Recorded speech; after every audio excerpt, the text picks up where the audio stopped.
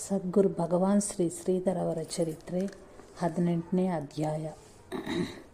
ನಮಃ ಶಾಂತಾಯ ದಿವ್ಯಾಯ ಸತ್ಯಧರ್ಮಸ್ವರೂಪಿಣಿ ಸ್ವಾನಂದಾಮೃತ ತೃಪ್ತಾಯ ಶ್ರೀಧರಾಯ ನಮೋ ನಮಃ. ಕೂಡಚಾದ್ರಿ ಇಸ್ವಿ 1945. ನಂದನವನದಂ ಕಿರುವ ಅಂಬಾವನಕ್ಕೆ ಹೊಂದಿಕೊಂಡಿರುವ ಉತ್ತುಂಗ ಶಿಖರವಾದ ಕೂಡಚಾದ್ರಿಯಲ್ಲಿ ಶ್ರೀಗಳವರು ಅವರ ಶಿಷ್ಯರಾದ ಶ್ರೀ ಸಹಜಾನಂದ ಅವಧೂತಕರ ಜೊತೆಗಿದ್ದರು. ಆಗ ಇವರೆಲ್ಲಿಯೂ ಚಿತ್ರಮೂಲ ಎಂಬ ಸ್ಥಳದಲ್ಲಿ ಹೆಚ್ಚು ಕಡಿಮೆ 1 ತಿಂಗಳು ಇದ್ದರು. ಇಲ್ಲಿ ಇದು ಶ್ರೀಗಳವರ 2ನೇಯ ವಾಸ್ತವ್ಯ. ಇಬ್ಬರೂ ಕಡಲೆಕಾಳುಗಳನ್ನು ನೀರಿನಲ್ಲಿ ನೆನೆಸಿ ತಿನ್ನುತ್ತಿದ್ದರು. ಆಮೇಲೆ ಇಬ್ಬರೂ ಧ್ಯಾನಕ್ಕೆ ಕುಳಿತುಕೊಳ್ಳುತ್ತಿದ್ದರು. ಈ ಶ್ರೀ ಸರಸ್ವತಿಯ ಆಶೀರ್ವಾದವನ್ನು ಪಡೆದು ಮತಭೇದಗಳ ಸಮನ್ವಯವನ್ನು ಶ್ರುತಿ ಸ್ಮೃತಿ ಪುರಾಣಗಳ ಆಧಾರದಿಂದ ಮಾಡಿ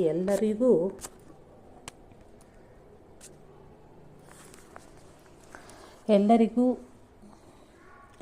ಮಾನ್ಯವಾಗುವಂತಹ ಪರಿಶುದ್ಧವಾದ ಧರ್ಮದ ಒಂದು ಸತ್ಯಸ್ವರೂಪವನ್ನು ಗ್ರಂಥ ರಚನೆಯಿಂದಲೂ ಪ್ರವಚನಾದಿಗಳಿಂದಲೂ ಜನರ ಮುಂದಿಡಬೇಕೆಂಬ ಇಚ್ಛೆಯಿಂದ ಶ್ರೀಗಳರು ತಪಸ್ಸಿಗೆ ಕುಳಿತಿದ್ದರು. ಶ್ರೀಗಳವರ ತಪಸ್ಸೆಂದರೆ ಬ್ರಹ್ಮೈಷ್ಯಾನುಸಂಧಾನದ ಹೊರತು ಮತ್ಯಾವುದೂ ಕೂಡ ಇರಲಿಲ್ಲ. ಇಲ್ಲಿಗೆ ಬಂದು 3-4 ದಿನಗಳಲ್ಲಿಯೇ 7-8 ವಯಸ್ಸಿನ ತೇಜಃಪುಂಜ ಕುಮಾರಿಯೊಬ್ಬಳು ಅಂತರಿಕ್ಷದಲ್ಲಿ ನಿರಂತರತೆ ಶ್ರೀಗಳವರ ಕಣ್ಣುಗಳಿಗೆ ಗೋಚರವಾಯಿತು. ನನಗಾಗಿ ನೀವು ತಪಸ್ಸು ಮಾಡಬೇಕಾಗಿಲ್ಲ. ನನ್ನ ಮನಸ್ಸಿನಲ್ಲಿ ತುಂಬ ಇದ್ದರೂ ಪರಿಷ್ಟರ ಪ್ರತಿಬಂಧಕ ಇರುವುದರಿಂದ ನನಗೆ ಏನೂ ಹೆಚ್ಚು ಮಾಡಲು ಸಾಧ್ಯವಾಗದು. ನೀವೆಷ್ಟು ದಿನ ಕುಳಿತರೂ ಈ ವಿಷಯದಲ್ಲಿ ನನ್ನ ಉತ್ತರವು ಇದೊಂದೇ ಸರಿ. ಇನ್ನ ಮೇಲೆ ನೀವು ಇರಲೂಬಹುದು, ಹೋಗಲೂಬಹುದು, ಇಚ್ಛೆ ಬಂದಂತಕ್ಕೆ ನಡೆದುಕೊಳ್ಳಬಹುದು ಎನ್ನುವಾಗಲೇ ಬೇರೆ ಒಂದು ವರಿಷ್ಠ ದೇವರು ಕಂಡು ಅವರ ಜೊತೆಗೆ ಕುಮಾರಿಯ ರೂಪವಾಗಿ ಕಾಣಿಸಿಕೊಂಡು ಶ್ರೀ ಸರಸ್ವತಿಯೂ ಹೋಗಿಬಿಟ್ಟಳು. ಹೀಗಾಗಿ ಅವರ ಆ ಇಚ್ಛೆ ಕೈಗೂಡದೆ ಹೋದರು. ಇಲ್ಲಿ ಚೆನ್ನಾಗಿ ಏಕಾಂತವಿದೆ, ತಪೋಭೂಮಿಯೂ ಆಗಿದೆ. ಆದ್ದರಿಂದ ಇನ್ನಷ್ಟು ದಿನ ಆನಂದವಾಗಿ ಇರೋಣ ಎಂದು 1 ತಿಂಗಳು ಮಟ್ಟಿಗೆ ಇದ್ದರು. ಇಲ್ಲಿಯ ಜಲಸೂತ್ರವು ಬಹಳ ಸಣ್ಣದಾಗಿದ್ದು 1 ಕಮಂಡಲ ನೀರು ತುಂಬಬೇಕಾದರೆ 15-20 ನಿಮಿಷಗಳು ಆಗುತ್ತಿತ್ತು. ಆದರೂ ಇಬ್ಬರೂ ತ್ರಿಕಾಲ ಸ್ನಾನವನ್ನು ಮಾಡುತ್ತಿದ್ದರು. ಧ್ಯಾನದಿಂದ ಬಹಿರ್ಮುಖರಾದ ಇಬ್ಬರೂ ಸೇರಿ ಮಧ್ಯಾಹ್ನದ ಮೇಲೆ 3-4 ಗಂಟೆಯ ಸಮಯಕ್ಕೆ ಒಮ್ಮೊಮ್ಮೆ ತಿರುಗಾಡಲಿಕ್ಕೆ ಹೋಗುತ್ತಿದ್ದರು. ಇದರ ಇನ್ನೊಂದು ಪಕ್ಕದ ಕಣಿವೆಯ ಅಂಬಾವನ. ಒಂದು ದಿನ ಹೀಗೆ ತಿರುಗಾಟಕ್ಕೆ ಹೋದಾಗ ಶ್ರೀಗಳವರು ನಾನು ಇಲ್ಲಿಂದ ಕೆಳಗೆ ಅಂಬಾವನಕ್ಕೆ ಹಾರಿಬಿಡುತ್ತೇನೆ ಎಂದರು. ನೋಡಿದರೆ ತಲೆ ತಿರುಗುವಂತಿತ್ತು ಆ ಸ್ಥಳ. ಶ್ರೀಗಳವರ ಮಾತನ್ನು ಕೇಳಿ ಅವಧೂತರು, ಗುರುಗಳೇ, ಇಲ್ಲಿಂದ ಹಾರಿದರೆ ದೇಹ ಉಳಿಯುವುದೇ ಎಂದು ಕೇಳಿದರು. ಈ ದೇಹ ಉಳಿದರೆ ಉಳಿಯಲಿ, ಹೋದರೆ ಹೋಗಲಿ. ಯಾವಾಗ ಇದರಿಂದ ಒಂದು ಮಹತ್ ಕಾರ್ಯ ಧರ್ಮ ಕಾರ್ಯ ಮಾಡಲಾಗುವುದಿಲ್ಲ ಎಂದ ಮೇಲೆ ಇದನ್ನು ಕಟ್ಟಿಕೊಂಡು ಏನು ಮಾಡಬೇಕು ಎಂದು ಶ್ರೀಗಳವರು ನುಡಿದರು. ಸ್ವಾಮಿ, ಹಾಗೆ ಮಾಡಬೇಡಿ. ನಿಮ್ಮಿಂದ ಎಷ್ಟೋ ಕಾರ್ಯ, ಎಷ್ಟೋ ಜನರ ಉದ್ಧಾರವೂ ಆಗುವಾಗಿದೆ. ಇನ್ನು ನೀವು ಹಠ ಮತ್ತು ಹಾಗೆ ಮಾಡಿದ್ದಲ್ಲಿ ಈ ನನ್ನ ದೇಹವು ನಿಮ್ಮ ಜೊತೆಗೆ ಹಾರಿ ಪ್ರಾಣ ಬಿಡುವುದು ಖಂಡಿತ ಎಂದು ಅವಧೂತರು ನುಡಿಯಲು ಶ್ರೀಗಳವರಿಗೆ ಏನೂ ಕಂಡಿತೋ ಅಂತೂ ಇಬ್ಬರೂ ಹಿಂದೆ ತಿರುಗಿದರು. ಇನ್ನೊಂದು ದಿನ ಎಲ್ಲಿಯಾದರೂ ದಾರಿಯಿದೆಯೋ ನೋಡೋಣವೆಂದು ಇಬ್ಬರೂ ಬಹಳ ಸುತ್ತಾಡಿದರು. ಎಲ್ಲ ಕಡೆಗೂ ಕಡಿದಾದ ಸ್ಥಳವೇ ಸರಿ. ಕೆಳಗೆ ಬಹಳಷ್ಟು ದೂರದಲ್ಲಿ ಕಾಣುವ ಒಂದು ಮರವನ್ನು ತೋರಿಸಿ ಶ್ರೀಗಳವರು ತಮ್ಮ ಅವಧೂತ, ಅಲ್ಲಿ ನೋಡು, ಆ ಮರ ಕಾಣಿಸುತ್ತದಲ್ಲವೇ, ಇಲ್ಲಿಂದ ಆ ಮರಕ್ಕೆ ಬೇಕಾದಲ್ಲಿ ಹೋಗು ಎಂದು ಹೇಳಿದರು. ಈಗ ಹಾರಿಬಿಡುತ್ತಾರೋ ಅನ್ನೋ ಅಷ್ಟರಲ್ಲೇ ಅವಧೂತರು ಶ್ರೀಗುರುಗಳ ಚರಣವನ್ನು ಗಟ್ಟಿಯಾಗಿ ಹಿಡಿದು, ಸ್ವಾಮಿ ಕೃಪೆ ತೋರಿ ಇದೊಂದು ಕೆಲಸ ಮಾಡಬೇಡಿ. ಆ ಮರ ಎಷ್ಟು ದೂರ ಇಲ್ಲಿಂದ ಹಾರುವುದೆಂದರೆ ಏನು? ಕೊಂಬೆಯನ್ನು ಹಿಡಿಯುವುದೆಂದರೆ ಏನು? ಇದು ಸಾಧ್ಯವೇ?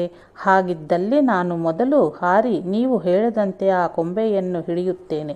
ನಾನು ಯಶಸ್ವಿಯಾದಲ್ಲಿ ನೀವು ಹಾರಬಹುದಂತೆ. ಆದ್ದರಿಂದ ಈಗ ನಾನು ಹಾರುವಂತೆ ಅಪ್ಪಣೆಯಾಗಬೇಕು ಎಂದು ಪ್ರಾರ್ಥಿಸಿದರು. ಹಾರಿದರೆ ದೇಹ ಯಾಕೆ? ಎಲುಬಿನ ಒಂದು ಚೂರು ಸಿಗಲಾರದೆಂದು ಶ್ರೀಗಳವರಿಗೆ ಗೊತ್ತಿರಲಿಲ್ಲವೇ? ಅಂತೂ ಆ ದಿನವೂ ಆ ಪ್ರವೃತ್ತಿಯಿಂದ ನಿವೃತ್ತರಾಗಿ ಇಬ್ಬರೂ ಸ್ವಸ್ಥಾನಕ್ಕೆ ಬಂದರು. ಹೊಳೆನರಸೀಪುರ ವೈ. ಸುಬ್ರಾಯರು ಇವರು ನಂತರ ತುರಿಯಾಶ್ರಮಗಳಿಗಾಗಿ ಶ್ರೀ ಸಚ್ಚಿದಾನಂದೇಂದ್ರ ಸ್ವಾಮಿ, ಸಚ್ಚಿದಾನಂದೇಂದ್ರ ಸರಸ್ವತಿ ಸ್ವಾಮಿಗಳನಿಸಿ ನರಸೀಮದಲ್ಲಿ ಆಧ್ಯಾತ್ಮಿಕ ಕಾರ್ಯಾಲಯವನ್ನು ಆರಂಭಿಸಿ ಮಹತ್ತರ ಕಾರ್ಯ ಸಾಧಿಸಿ ಅಭಿನವ ಶಂಕರಾಚಾರ್ಯರ ಅಂತ ಅನಿಸಿದರು.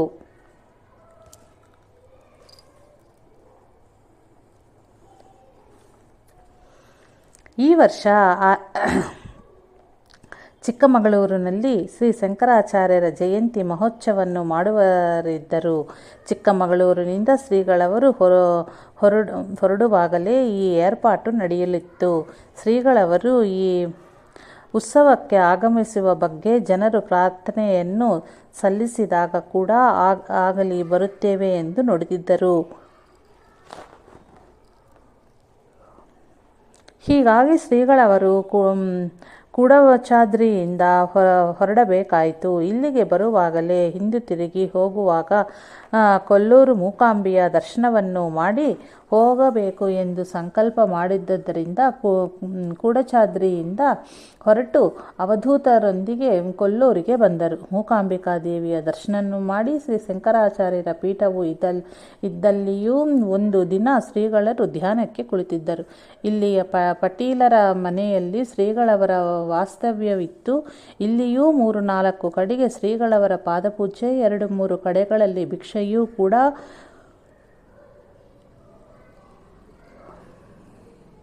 ಒಳ್ಳೆಯ ಭಕ್ತಿಭಾವದಿಂದ ಆಯಿತು. ಇದು ರಮಣೀಯವಾದ ನದಿಯ ತೀರ, ಒಳ್ಳೆಯ ಪುಣ್ಯಕ್ಷೇತ್ರ ಮತ್ತು ಉತ್ಕೃಷ್ಟವಾದ ತಪೋಭೂಮಿಯೂ ಹೌದು. ಇಲ್ಲಿ 3 ದಿನಗಳು ಆನಂದವಾಗಿ ಕಳೆದವು. ಇಲ್ಲಿ ಶಿವಶಕ್ತಾತ್ಮಕವಾದ ಲಿಂಗವಿದ್ದು ಇದರಲ್ಲಿ ಶಕ್ತಿಯ ಭಾಗವು ಹೆಚ್ಚು ಇರುವುದು. ಶ್ರೀಗಳವರು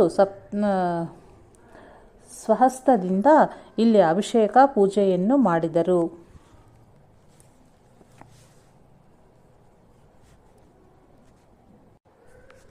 ಚಿಕ್ಕಮಗಳೂರಿನ ಕೆಲವು ಘಟನೆಗಳು. ಇಸ್ವಿ 1945. ಭಿನ್ನೋಸ್ಪಿ ರೂಪತಿ ತರುಶ್ಚಂದ್ರ ಕ್ಷೀಣೋಪಿ ವರ್ಧತೆ ಇತಿ ವಿಮೃಶಂತಃ ಸಂತಃ ಸಂತಪ್ಯಂತೆ ನ ಲೋಕಸ್ಮಿನ್. ಮರವನ್ನು ಕಡಿದರೂ ಕೂಡ ಅದು ಮತ್ತೆ ಚಿಗುರುವುದು. ಚಂದ್ರನು ಸಹ ಪುನಃ ವೃದ್ಧಿಗೊಳ್ಳುವನು.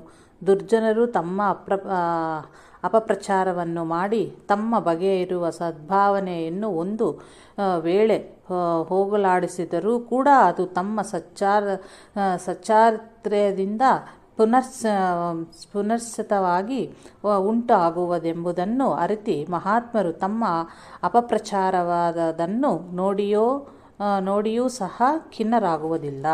ಶೀಗೇಹಳ್ಳಿ ಪಾಠಶಾಲೆಯಲ್ಲಿ ಹೊಸತಾಗಿ ಸೇರಿದ ಒಬ್ಬ ವಿದ್ಯಾರ್ಥಿ ಇದ್ದನು. ಈತನ ಸಂಸ್ಕಾರಗಳು ಚೆನ್ನಾಗಿರಲಿಲ್ಲ. ಪ್ರಾಯಕ್ಕೆ ಬಂದ ಹುಡುಗನೂ ಆಗಿದ್ದನು. ಪಾಠಶಾಲೆಯಲ್ಲಿ ಯಾವಳೋ ವಿದ್ಯಾರ್ಥಿನಿಯ ಮೇಲೆ ಇವನ ಕಣ್ಣು ಬಿದ್ದು. ಅದಾದರೆ ಅಲ್ಲಿ ಇವನ ಆಟ ನಡೆಯಲಿಲ್ಲ. ಆದ್ದರಿಂದ ಇಲ್ಲಿ ಇದ್ದ ಎಲ್ಲ ಹುಡುಗರಿಯನ್ನು ವೇದಾಂತ ಹೇಳಿ ಈ ಸ್ವಾಮಿಗಳು ವೈರಾಗ್ಯ ಹುಟ್ಟಿಸಿ ನಮಗಿಲ್ಲದಂತೆ ಮಾಡುತ್ತಾರೆ ಎಂದು ಶ್ರೀಗಳವರ ಮೇಲೆ ಇವನ ದೊಡ್ಡ ಆಕ್ಷೇಪಣೆ. ದೇವತೆಗಳ ಪಂಕ್ತಿಯಲ್ಲಿ ರಾಹು ಸೇರಿದಂತೆ ಎಲ್ಲಿಂದ ಇಲ್ಲಿಗೆ ಬಂದು ಸೇರಿದನೋ ಎಂದು ಈತನ ಕೆಟ್ಟ ಚರ್ಯೆಯು ಸ್ವಲ್ಪ ಸುಳಿವು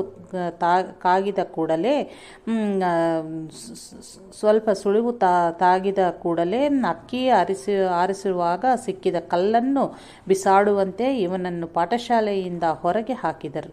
ಇವನೂ ಸಹ ಭಕ್ತರ ಜೊತೆಗೆ ಚಿಕ್ಕಮಗಳೂರಿನ ಉತ್ಸವಕ್ಕೆ ಬಂದಿದ್ದನು.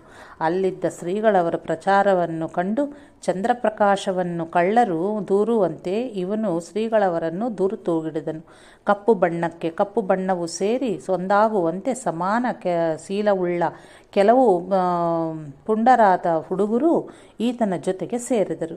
ಶ್ರೀಧರ ಸ್ವಾಮಿಗಳೆಂದರೆ ಘೋರ ಶಾಕ್ತರು.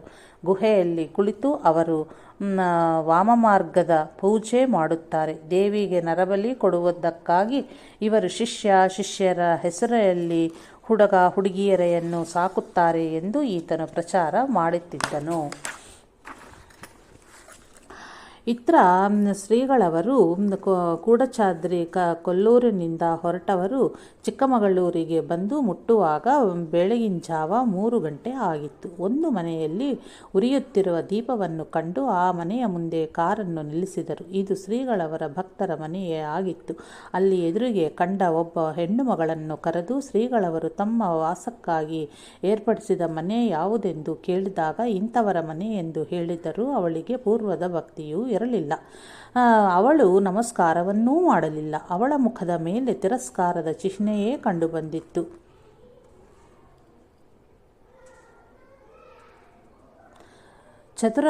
ಚತುರರಾದವರು ಇನ್ನೊಬ್ಬರ ಆಕಾರ, ಅಭಿನಯ, ಚೇಷ್ಟೆ, ಮಾತು, ದೃಷ್ಟಿ ಮತ್ತು ಮುಖದಲ್ಲಿ ಆಗುವ ವಿಕಾರಗಳನ್ನು ನೋಡಿಯೇ ಅಂತರ್ಗತವನ್ನು ತಿಳಿಯವರು ಎಂಬ ನೀತಿವಾಕ್ಯದಂತೆ ಅವಳ ಚರ್ಯೆಯನ್ನು ಕಂಡು ತಮ್ಮ ಬಗ್ಗೆ ಇಲ್ಲಿ ಏನೂ ತುಂಬ ಅಪಪ್ರಚಾರವು ನಡೆದಿರಬೇಕೆಂದು ಕೂಡಲೇ ಶ್ರೀಗಳವರು ಗ್ರಹಿಸಿದರು. ಜಗತ್ತಿನ ಹಿತಕ್ಕಾಗಿ ಮಹಾತ್ಮರು ಪಡುವ ಬವಣೆಯ ಅರಿವು ಜನಸಾಮಾನ್ಯಕ್ಕೆ ಇರುವುದಿಲ್ಲ. ಅವರ ಕಷ್ಟ ದೇವರಿಗೆ ಮಾತ್ರವೇ ಗೊತ್ತು, ಅಥವಾ ಅವರಿಗೆ ಗೊತ್ತು. ತಿಪ್ಪೆಯ ಮೇಲಿನ ಕಾಳುಗಳನ್ನು ಆರಿಸುತ್ತಿರುವ ಕೂಲಿಗಳಿಂದ ಅಲ್ಲಿರುವ ರತ್ನದ ಪರೀಕ್ಷೆ ಹೇಗಾಗುವುದು ಸಾಧ್ಯ? ಪೂರ್ವ ಸುಕೃತದಿಂದ ಕೈ ಸೇರಿದ ಅಮೃತವನ್ನು ಯಾವನಾದರೂ ಬುದ್ಧಿಗಡಿಯ ವಿಷಯವೆಂದು ಹೇಳಿದರೆ ಸಾಕು, ಅದನ್ನು ಜನರು ತೋರದ ಬಿಡುವವರು. ಸಾಮಾನ್ಯ ಜನರು ಸ್ವಭಾವವೇ ಹೀಗೆ. ನೀರಿನ ಮೇಲೆ ಬಿದ್ದ ಎಣ್ಣೆಯಂತೆ ಕೆಟ್ಟ ಸುದ್ದಿ ಬಲು ಬೇಗನೆ ಎಲ್ಲೆಡೆಯಲ್ಲಿಯೂ ಹಬ್ಬುವುದು. ನಿಶಾಚರರು ಸೂರ್ಯವನ್ನು ದೂರಿದರೂ ಕೂಡ ಹೊಗಳುವ ದಿವಾಚರರು ಇದ್ದೇ ಇರುತ್ತಾರಲ್ಲವೇ? ಅಂತೂ ಶ್ರೀಗಳವರೇ ಆ ವಾಸ್ತವ್ಯದ ಮನೆಗೆ ಕಾರು ಬಂದು ನಿಂತಿತು. ಬಾಲಕನು ಹೋಗಿ ಮನೆಯವರನ್ನು ಎಚ್ಚರಗೊಳಿಸಿದನು. ಶ್ರೀಗಳರು ಆಗಮಿಸಿದ್ದಾರೆ ಎಂದು ತಿಳಿಸಿದ ಕೂಡಲೇ ಮನೆ ಯಜಮಾನರು ಸಡಗರದಿಂದ ಬಂದು ಶ್ರೀಗಳವರನ್ನು ಸ್ವಾಗತಿಸಿ ಅವರಿಗಾಗಿ ಏರ್ಪಡಿಸಿದ ಕೋಣೆಗೆ ಒಳ್ಳೆಯ ಭಕ್ತಿಯಿಂದ ಕರೆತಂದರು. ವಿಶ್ರಮಿಸಿರಿ ಎಂದು ಹೇಳಿ ನಮಸ್ಕರಿಸಿ ಹೋದರು. ಕೂಡಚಾದ್ರಿಯಲ್ಲಿ ಇದ್ದ ಉಪವಾಸ, ತಪಸ್ಸು ಮತ್ತು ಪ್ರವಾಸದಿಂದಾಗಿ ದೇಹಸ್ಥಿತಿಯು ಸ್ವಲ್ಪ ಕೆಟ್ಟಿತ್ತು. ಸ್ವಲ್ಪ ಜ್ವರವೂ ಬರುತ್ತಿತ್ತು. ಹೀಗಾಗಿ ಭಕ್ತಜನರು ಶ್ರೀಗಳವರನ್ನು ಉತ್ಸವದ ಯಾವ ಕಾರ್ಯಕ್ರಮಕ್ಕೂ ಹೋಗಕೊಡಲಿಲ್ಲ. ಆ ಪುಂಡನ ಪಂಗಡದವರು ಸಿಕ್ಕದ್ದಲ್ಲಿ ಶ್ರೀಧರ ಸ್ವಾಮಿಗಳನ್ನು ಹೊಡೆಯುತ್ತಾರೆ ಎಂದು ಘೋಷಣೆ ಮಾಡುತ್ತಿದ್ದರು. ಆ ಹೆದರಿಕೆಯೂ ಭಕ್ತ ಜನರಿಗಿತ್ತು. ಶ್ರೀಗಳವರ ಕಿವಿಗೂ ಆ ಸುದ್ದಿ ಮುಟ್ಟಿತ್ತು. ಅದನ್ನು ಕೇಳಿ ಶ್ರೀಗಳವರಿಗೆ ನಗು ಬಂದಿತ್ತು. ಶ್ರೀಗಳವರ ಪ್ರಕೃತಿಯು ಚೆನ್ನಾಗಿ ಇರಲಿಲ್ಲವಾದ್ದರಿಂದ ಉತ್ಸವದಲ್ಲಿ ಭಾಗವಹಿಸಲು ಬರಲಿಲ್ಲವೆಂದು ತಿಳಿದು ಹೊಳೆನರಸೀಪುರದ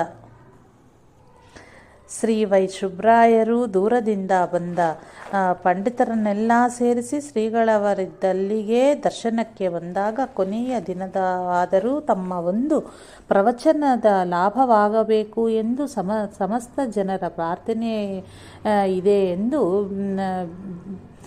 ಬೆಸಿಗೊಂಡಿದ್ದರು. ಅದಕ್ಕೆ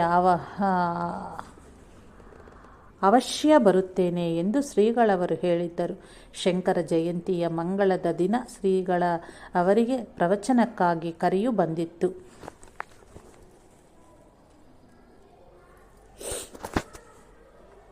ಶ್ರೀಗಳವರು ಪ್ರವಚನಕ್ಕೆ ಹೋಗಿ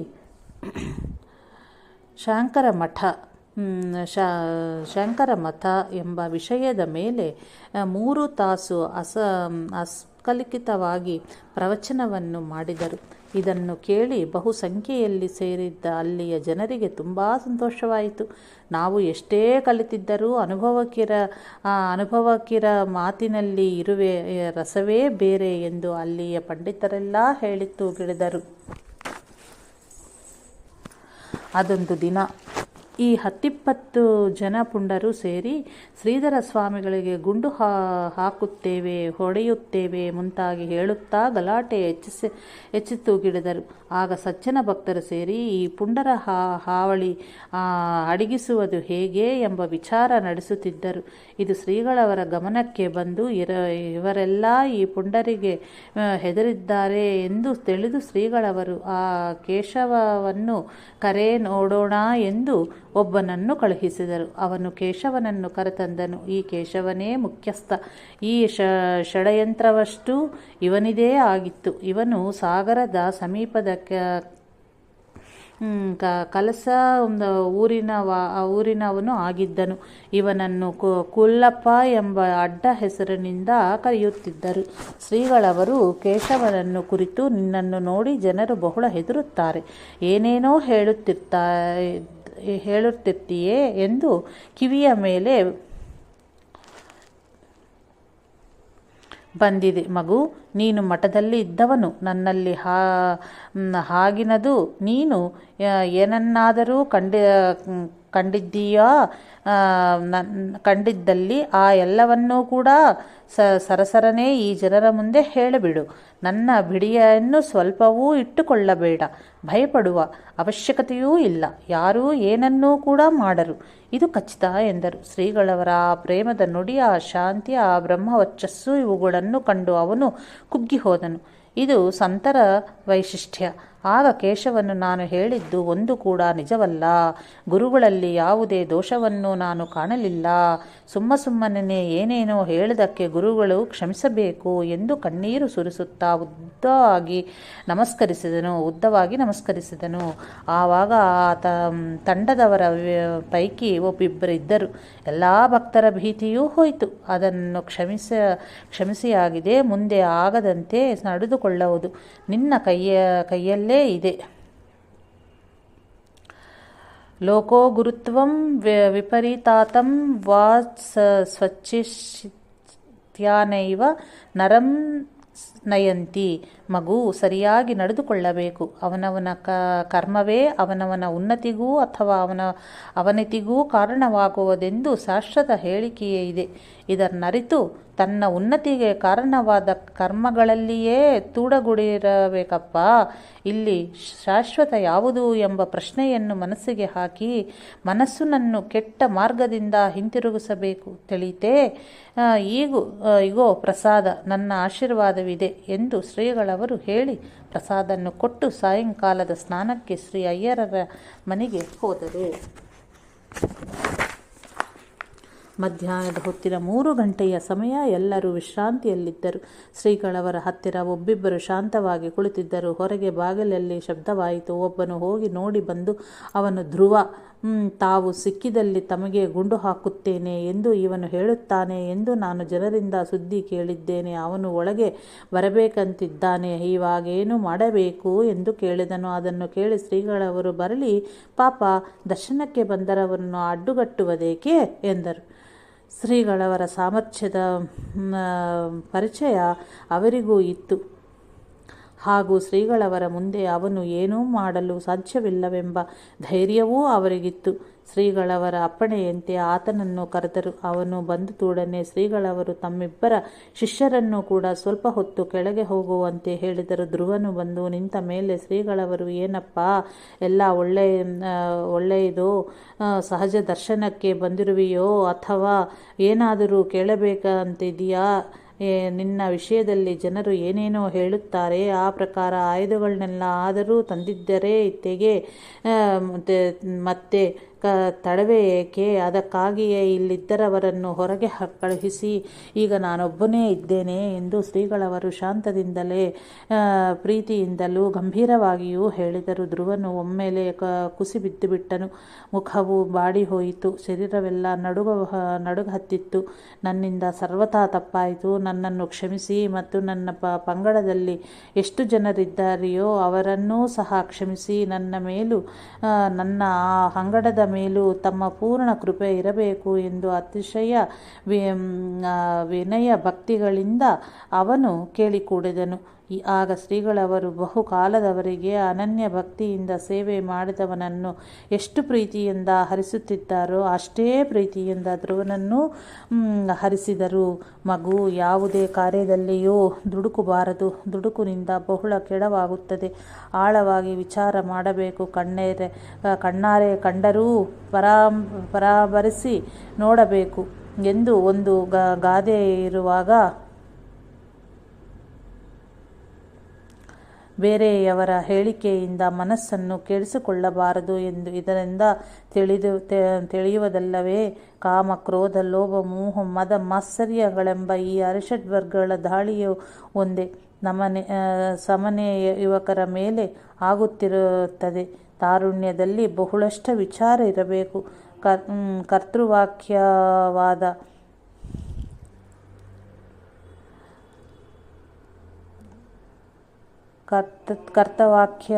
ವಾಕ್ಯಾರ್ಥವಾದ ಬುದ್ಧಿಯೇ ವಿವೇಕವತನಿಸುವುದು. ಧರ್ಮ, ದೇಶ, ಕುಲ ಇವುಗಳು ತರುಣಿಗೆ ಕಡೆಗೆ ಆಶೆಯಿಂದ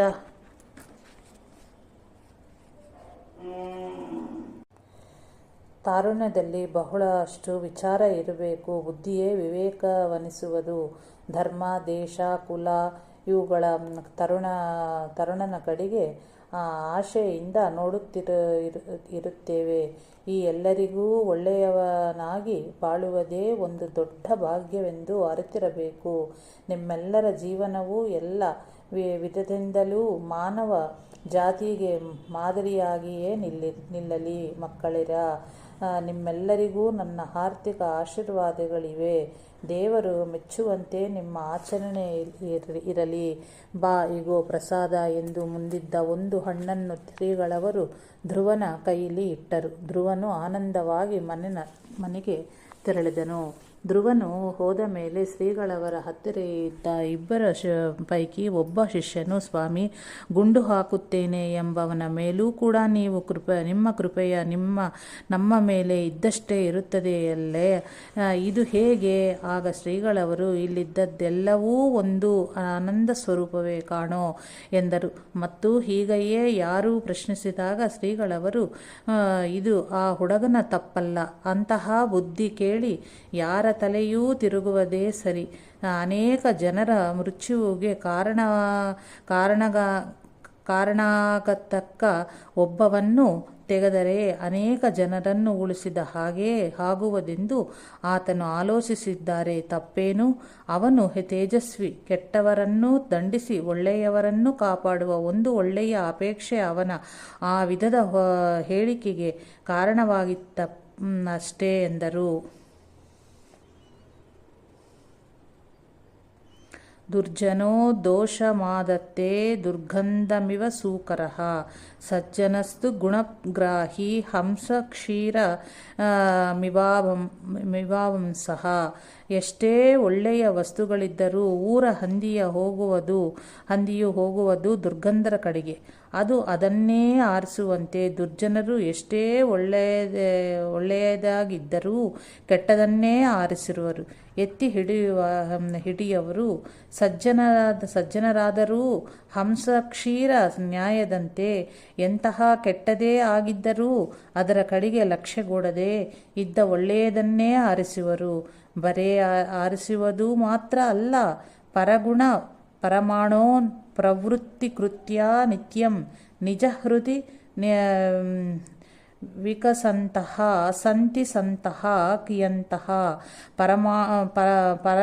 ಪರಗುಣವೂ ಒಂದು ಪರಮಾಣುವದಷ್ಟಿದ್ದರೂ ಕೂಡ ಅದನ್ನು ಪರ್ವತಾಕಾರವಾಗಿ ತಿಳಿದು, ಅಂದರೆ ಕೇವಲ ಅದೊಂದನ್ನೇ ಗ್ರಹಿಸಿ ಸಂತ ಸಜ್ಜನರು ಆನಂದಿತರಾಗುವರು. ಈವಾಗ ಚಾತುರ್ಮಾಸ್ಯವು ಸಮೀಪಿಸುತ್ತಿತ್ತು. ಶ್ರೀಗಳರು ಶ್ರೀಧರ ನಿವಾಸ ಎಂಬ ಅಯ್ಯರರ ಚಿಕ್ಕಮಗಳೂರಿನ ಮನೆಯಲ್ಲಿಯೇ ಇದ್ದರು. ಅಯ್ಯರರು ಒಂದು ದಿನ ಶ್ರೀಗಳವರೊಡನೆ, ಈ ವರ್ಷದ ಚಾತುರ್ಮಾಸವನ್ನು ಕಾಫಿ ತೋಟದಲ್ಲಿಯೇ ಮಾಡಿದರಾಯಿತು. 4 ತಿಂಗಳು ಇರುವುದು ಕಷ್ಟವಾದರೆ 2 ತಿಂಗಳಿಗೆ ಮುಗಿಸಿ ಮಂಗಳೂರಿಗೆ ಹೋಗಬಹುದಲ್ಲ ಎಂದು ವಿನಂತಿಸಿಕೊಂಡರು. ಚಾತುರ್ಮಾಸದ ಏರ್ಪಾಟು ತೋಟದಲ್ಲಿಯೇ ಆಯಿತು.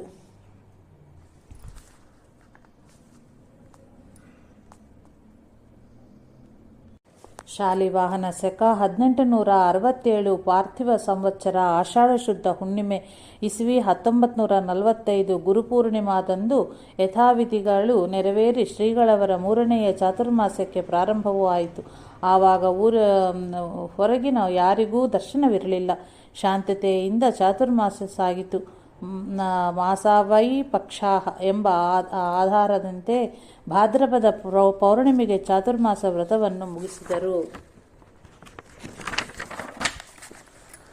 ಮತ್ತೆ ಮಂಗಳೂರಿನ ಶ್ರೀಧರ ದೇವಪ್ಪ ಶೆಣ್ಣಯ್ಯವರು ಮನೆ ಇದ್ದ ಸ್ಥಳದ ಹವಾಮಾನ ಶ್ರೀಗಳವರಿಗೆ ಒಗ್ಗಿತ್ತು. ಅಶಕ್ತರಾದಾಗ ಕಾಯಿಲೆ ಬಂದಾಗ ಎಷ್ಟೋ ಸಾರಿ ಶ್ರೀಗಳವರು ಮಂಗಳೂರಿಗೆ ಹೋಗಿದ್ದಾರೆ. ಇಲ್ಲಿ ಯಾವ ಔಷಧೋಪಚಾರ, ದೇಹದ ಯಾವ ಆರೈಕೆಯೂ ಬೇಕಾಗುತ್ತಿರಲಿಲ್ಲ. ಮಂಗಳೂರಿನಲ್ಲಿ ಬರಿಯ ಬಂದು ನೀರು ಕುಡಿದು ಇದ್ದರು. ಶ್ರೀಗಳವರ ಪ್ರಕೃತಿಯೂ ಚೆನ್ನಾಗಿರುತ್ತಿತ್ತು ಎಂದು ಜನರು ಹೇಳುತ್ತಿದ್ದರು. ಮೊದಲು ಇಲ್ಲಿ ನಾಥ ಪಂಥದ ಪ್ರಚಾರವಿರುವಾಗ ಈ ಸ್ಥಳದಲ್ಲೆಲ್ಲ ಯೋಗಿಗಳೇ ಇದ್ದರು. ಇದೊಂದು ತಪೋಭೂಮಿಯೇ ಆಗಿತ್ತು. ಬರುತ್ತಾ ಇದು ರುದ್ರಭೂಮಿಯೂ ಆಯಿತು.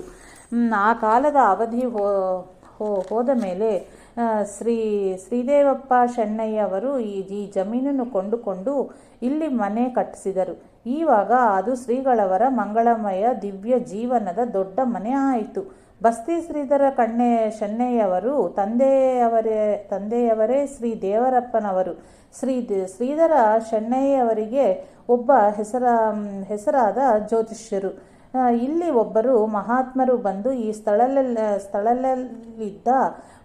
ಸ್ಥಳದಲ್ಲಿದ್ದ ಬಾಧೆಯನ್ನು ಹೋಗಲಾಡಿಸುವರು. ಅವರ ಆಶೀರ್ವಾದದಿಂದ ನಿಮಗೆ 2 ಗಂಡು ಮಕ್ಕಳಾಗುವರು. ಅವರೇ ನಿಮ್ಮ ನಿಜವಾದ ಗುರುಗಳು ಎಂದು ಹೇಳಿದ್ದರು. ಅದರಂತೆಯೇ ಎಲ್ಲವೂ ಆಯಿತು. ಎಲ್ಲರಿಗೂ ಶ್ರೀಗಳವರು ಉಪದೇಶ ಕೊಟ್ಟರು. ಇಲ್ಲಿ ಶ್ರೀಗಳವರಿಂದ ಆಗಾಗ ಪ್ರವಚನವೂ ಆಗುತ್ತಿತ್ತು. ಶ್ರೀಧರ ಶೆಣ್ಣಯ್ಯವರಿಗೆ ಇತ್ತ ಶ್ರೀರಾಮ ಮಂತ್ರದ ಉಪದೇಶ ಕೊಟ್ಟು ಸಮಯಕ್ಕೆ ಅತ್ತ ಶ್ರೀ ಬಾಲ ಹರಿದಾಸರಿಗೆ ಶ್ರೀಧರನೇ ಶ್ರೀಧರಾಯ ಶ್ರೀರಾಮೋ ದತ್ತಃ ಎಂಬುದಾಗಿ ಕೇಳಿಸಿತು. ಶ್ರೀಧರನಿಗೆ ಶ್ರೀರಾಮನೂ ಕೂಡಲ್ಪಟ್ಟನು ಎಂದು ಶ್ರೀ ಸಂಸ್ಕೃತ ವಾಕ್ಯದ ತಾತ್ಪರ್ಯ. ಅದರ ಅರ್ಥ ಏನೆಂದು ಕೇಳಿದಾಗ ಆಗ ಶ್ರೀಗಳವರು, ನಾನು ಈ ದಿನ ಶ್ರೀಧರನಿಗೆ ಶ್ರೀರಾಮ ತಾರಕ ಮಂತ್ರದ ಉಪದೇಶ ಕೊಟ್ಟಿದ್ದೇನೆ. ಹಾಗಾಗಿ ನಿಮಗೆ ಈ ವಿಧವಾಗಿ ಕೇಳಿರಲಕ್ಕಿಲ್ಲ, ಸಾಕು, ಮತ್ತೇನಿಲ್ಲ ಎಂದರು. ಕೆಲವು ಕಾಲ ಈ ಸ್ಥಳವು ಸ್ಮಶಾನವಾಗಿದ್ದರಿಂದ ಹಲವು ದುಷ್ಟಶಕ್ತಿಗಳು ಇಲ್ಲಿ ವಾಸವಾಗುತ್ತಿದ್ದವು. ಬಗೆಬಗೆಯಿಂದ ಮನೆಯಲ್ಲಿ ಭೀತಿಯಾಗುತ್ತಿತ್ತು. 3-4 ಜನರು ಹೋಗಿಬಿಟ್ಟರು. ಶ್ರೀಧರನ ತಮ್ಮನ ಬುದ್ಧಿಯೇ ಒಂದು ತರಹ. ಇದೆಲ್ಲ ಸುದ್ದಿ ಶ್ರೀಗಳವರ ಕಿವಿಗೆ ಬಂದು ಮುಟ್ಟಿತು. ಶ್ರೀಗಳವರು ಆ ದುಷ್ಟಶಕ್ತಿಗಳನ್ನು ತೆಗೆಯುವ ಕಾಲದಲ್ಲಿ ಶ್ರೀರಾಮದೇವರು ಮತ್ತು ಶ್ರೀ ಸೀತಾ ಅಮ್ಮನವರು ಪ್ರಾಕಾರದ ಬಾಗಿಲಿನಲ್ಲಿ ನಿಂತು ವೀರಾವೇಶದಿಂದ ಒಳಗಿರುವ ದುಷ್ಟಶಕ್ತಿಗಳ ಮೇಲೆ ತೀಕ್ಷ್ಣವಾದ ಬಾಣಗಳನ್ನು ಬಿಡುತ್ತಾರೆವಂತೆ ಒಬ್ಬರಿಗೊಬ್ಬರೇ ಕನಸಿನಲ್ಲಿ ತೋರಿ ಬಂದಿತ್ತು. ಶೆಣ್ಣಯ್ಯವರ ಮನೆಯ ಹಿತ್ತಲಿನ ಗಡಿಯ ಪಕ್ಕದಲ್ಲಿದ್ದ ಜೋಯಿಸರ ಮನೆಯವರು ಬಂದು ತಮ್ಮ ಕಷ್ಟಗಳನ್ನು ಶ್ರೀಗಳವರ ಮುಂದೆ ನಿವೇದಿಸಿ ತಮ್ಮಲ್ಲಿಗೆ ಬರಬೇಕೆಂದು ಪ್ರಾರ್ಥಿಸಿಕೊಂಡರು. ಇವರ ಮನೆಯಲ್ಲಿ ಶ್ರೀ ನರಸಿಂಹದೇವರ ಮೂರ್ತಿಯೂ ಇತ್ತು. ಇವರು ನಡೆದುಕೊಳ್ಳುವ ಕೆಲವು ಗಣಗಳ ಸ್ಥಳಗಳು ಸಹ ಇವರ ಮನೆಯ ಅಕ್ಕಪಕ್ಕದಲ್ಲಿ ಇದ್ದವು. ಇವರೆಲ್ಲರ ಪೂಜೆ ಪುನಸ್ಕಾರವು ಸರಿಯಾಗಿ ನಡೆಯದಿರೋಣದಿಂದ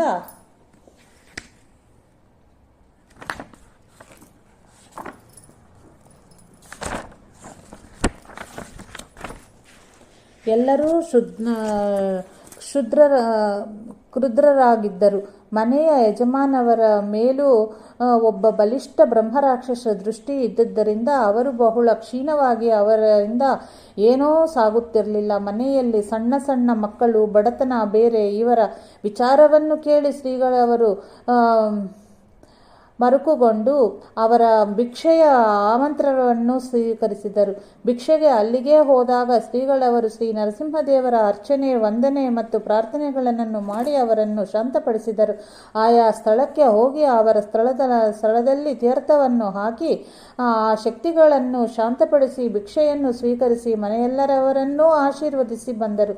ಬಾಧೆ ಇದ್ದವರನೇಕರು ಶ್ರೀಗಳವರನ್ನು ಕರೆದುಕೊಂಡು ಹೋಗಿ ತಮ್ಮ ತಮ್ಮ ಕಷ್ಟ, ರೋಗ, ಬಾಧೆಗಳನ್ನು ಪರಿಹರಿಸಿಕೊಂಡರು. ಕಣ್ಣೂರು ಶಾನುಭೋಗರು ಪ್ರಾರ್ಥನೆಯಂತೆ ಅಲ್ಲಿಯೂ ಭಿಕ್ಷೆ ಸ್ವೀಕರಿಸಿ ಬಂದರು. ಶೆನ್ನಯ್ಯವರು ಮನೆಗೆ ಸಮೀಪ ಇದ್ದ ನಾರಾಯಣ ಇವರಲ್ಲಿಗೆ ಕೆಲಸಕ್ಕೆ ಬರುತ್ತಿದ್ದನು. ಇವನ 8-10 ವರ್ಷದ ಗಂಡು ಮಕ್ಕಳು ಎಷ್ಟೋ ದಿನಗಳಿಂದ ಪರಸ್ಪರ ಕತ್ತಿಯಿಂದ ಕಡಿದುಕೊಳ್ಳುವುದಷ್ಟು ಜಗಳಾಟ, ಹೊಡೆದಾಟಗಳನ್ನು ಮಾಡಿಕೊಳ್ಳುತ್ತಿದ್ದರು. ಯಾವ ರೀತಿಯಿಂದಲೂ ಇವರನ್ನು ಸಮಾಧಾನಗೊಳಿಸಲಿಕ್ಕಾಗುತ್ತಿರಲಿಲ್ಲ. ಶ್ರೀಗಳವರ ಕೀರ್ತಿಯನ್ನು ಕೇಳಿ ಕಣ್ಣಾರೆ ಕಂಡು ಒಂದು ದಿನ ಆ ಮಕ್ಕಳನ್ನು ಕರೆದುಕೊಂಡು ಶ್ರೀಗಳವರ ಮುಂದೆ ಬಂದು ವಿಷಯವನ್ನು ನಿವೇದಿಸಿ ಪ್ರಾರ್ಥಿಸಿಕೊಂಡರು. ಅದನ್ನು ಕೇಳಿ ಶ್ರೀಗಳವರು, ನಿನ್ನ ಹತ್ತಿರದ ಸಂಬಂಧಿಕರು ಯಾರಾದರೂ ಇದ್ದಾರೆ, ಕರೆದುಕೊಂಡು ಬಾ ಎಂದು ಹೇಳಿ ಕಳಿಸಿದರು. ಅದರಂತೆ ಅವನು ತನ್ನ ಹೆಂಡತಿಯ ತಾಯಿಯನ್ನು ಕರೆದು ತಂದನು. ಆಗ ಶ್ರೀಗಳವರು ಆ ಮುದುಕಿಗೆ ತೀರ್ಥ ಹಾಕಿದಾಗ ಅವರ ಮೈಮೇಲೆ ಗಣಗಳ ಆವೇಶವಾಯಿತು.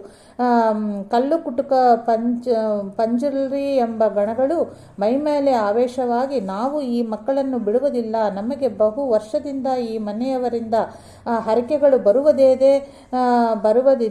ಅದನ್ನು ನಮಗೆ ಕೊಡದೆ ಮೋಸಗೊಳ್ಳುತ್ತಿದ್ದಾರೆ ಎಂದು ಹೇಳಿದವು. ಹರಕೆ ಏನಾದರೂ ಇದ್ದರೆ ಕೊಡಿಸೋಣ, ನೀವು ಕೂಡಲೇ ಬಿಟ್ಟು ಹೋಗಿರಿ ಎಂದು ಶ್ರೀಗಳವರು ಹೇಳಿದರು. ಅದನ್ನು ಧಿಕ್ಕರಿಸಿ ಮುದುಕಿ ಸಹಿತ ಓಡಿ ಹೋದವು. ಸ್ವಲ್ಪ ದೂರ ಹೋಗಿದ್ದೆ ತಡ. ಮುಂದೆ ಹೋಗಲು ಕಣ್ಣು ಕಾಣದೆ ದಾರಿಯಲ್ಲಿಯೇ ಮುದುಕಿ ಬಿದ್ದು ಬಿಟ್ಟಳು. ಇದನ್ನೆಲ್ಲ ತಿಳಿದ ಶ್ರೀಗಳವರು ತಾವು ಕುಳಿತಲ್ಲಿಯೇ ನೆಲದ ಮೇಲೆ ತೀರ್ಥವನ್ನು ಎರಚಲು ಆ ಮುದುಕಿಯ ಹಿಂದೆ ತಿರುಗಿ ಬಂದಳು. ಪುನಃ ತೀರ್ಥ ಹಾಕಲು ಆ ಗಣಗಳು ನಮಗೆ ದೃಷ್ಟಿ ಬಂತು, ನಾವು ಬಿಟ್ಟು ಹೋಗುತ್ತೇವೆ ಎಂದವು. ಇನ್ನು ಮುಂದೆ ನೀವು ಅನ್ಯಾಯಹಾರವನ್ನು ಬಿಡಬೇಕು, ಯಾರಿಗೂ ಕಾಟೆ ಕೊಡಬೇಡಿ ಎಂದು ಶ್ರೀಗಳವರು ಆಜ್ಞಾಪಿಸಿದರು. ಅದರಂತೆ ಒಪ್ಪಿಗೆಯನ್ನ ಕೊಟ್ಟು ಮಾತ್ರವಲ್ಲ, ತಮ್ಮ ಇನ್ನುಳಿದ ಗಣಗಳನ್ನು ಕರೆದು, ಬನ್ನಿ, ಶ್ರೀ ಮಹಾಸ್ವಾಮಿಗಳಿದ್ದಾರೆ, ಇಲ್ಲಿದ್ದಾರೆ, ಅವರ ತೀರ್ಥ ಸ್ವೀಕರಿಸಿ ನಮ್ಮ ಉದ್ಧಾರ ಮಾಡಿಕೊಳ್ಳೋಣ ಎಂದು ಹೇಳಿ ಒಟ್ಟು 8 ಗಣಗಳು ಬಂದು ತೀರ್ಥ ಸೇವಿಸಿ ಆಶೀರ್ವಾದವನ್ನು ಹೊಂದಿ ತೆರಳಿದವು. ಶ್ರೀಗಳ ಎಲ್ಲ ಬಾಧೆಗಳನ್ನು ನಿವಾರಿಸಿದರು. ಅಂದಿನಿಂದ ನಾರಾಯಣ ಕುಟುಂಬದವರು ಅನ್ಯಾಹಾರವನ್ನು ಬಿಟ್ಟು ಯಾವುದೇ ಬಾಧೆ, ತೊಂದರೆ ಇಲ್ಲದೆ ಸುಖಗಳಿಯಾಗಿ ಇದ್ದರು. ಸುಕೃತದಿಂದ ಮುಂದೆಯೂ ಶ್ರೀಗಳವರ ಸೇವೆಯೂ ಶ್ರೀಗಳರು ಮಂಗಳೂರಿಗೆ ಬಂದಾಗ ಇವರಿಗೆ ದೊರೆಯುತ್ತಿತ್ತು. ಒಳ್ಳೆಯ ಶ್ರದ್ಧಾಭಕ್ತಿಯಿಂದ ಸೇವೆಯನ್ನು ಮಾಡುತ್ತಿದ್ದರು.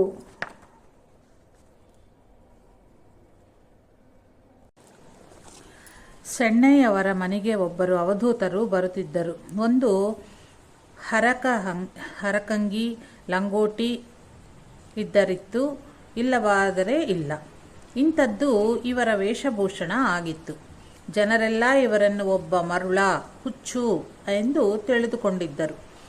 ವರ್ತನೆಯನ್ನು ನೋಡಿದರೆ ಹಾಗೆಯೇ ಅನಿಸ್ತಿತ್ತು. ಶ್ರೀಗಳವರಿಗೆ ಮಾತ್ರ ಇವರು ಜ್ಞಾನದ ಉಚ್ಚ ಭೂಮಿಕೆಯವರೆಂದೇ ತಿಳಿತು. ಇವರು ಬಂದಾಗಲೆಲ್ಲ ಹೊಟ್ಟೆ ತುಂಬ ಊಟ ಹಾಕಿ ಕಳುಹಿಸಿ ಅವರು ಅವಧೂತರು ಎಂದು ಎಲ್ಲರಿಗೂ ತಿಳಿಸಿದರು. ಒಂದು ದಿವಸ ಶ್ರೀಗಳವರು ಹೊರಗಿನ ಪ್ರಾಕಾರದ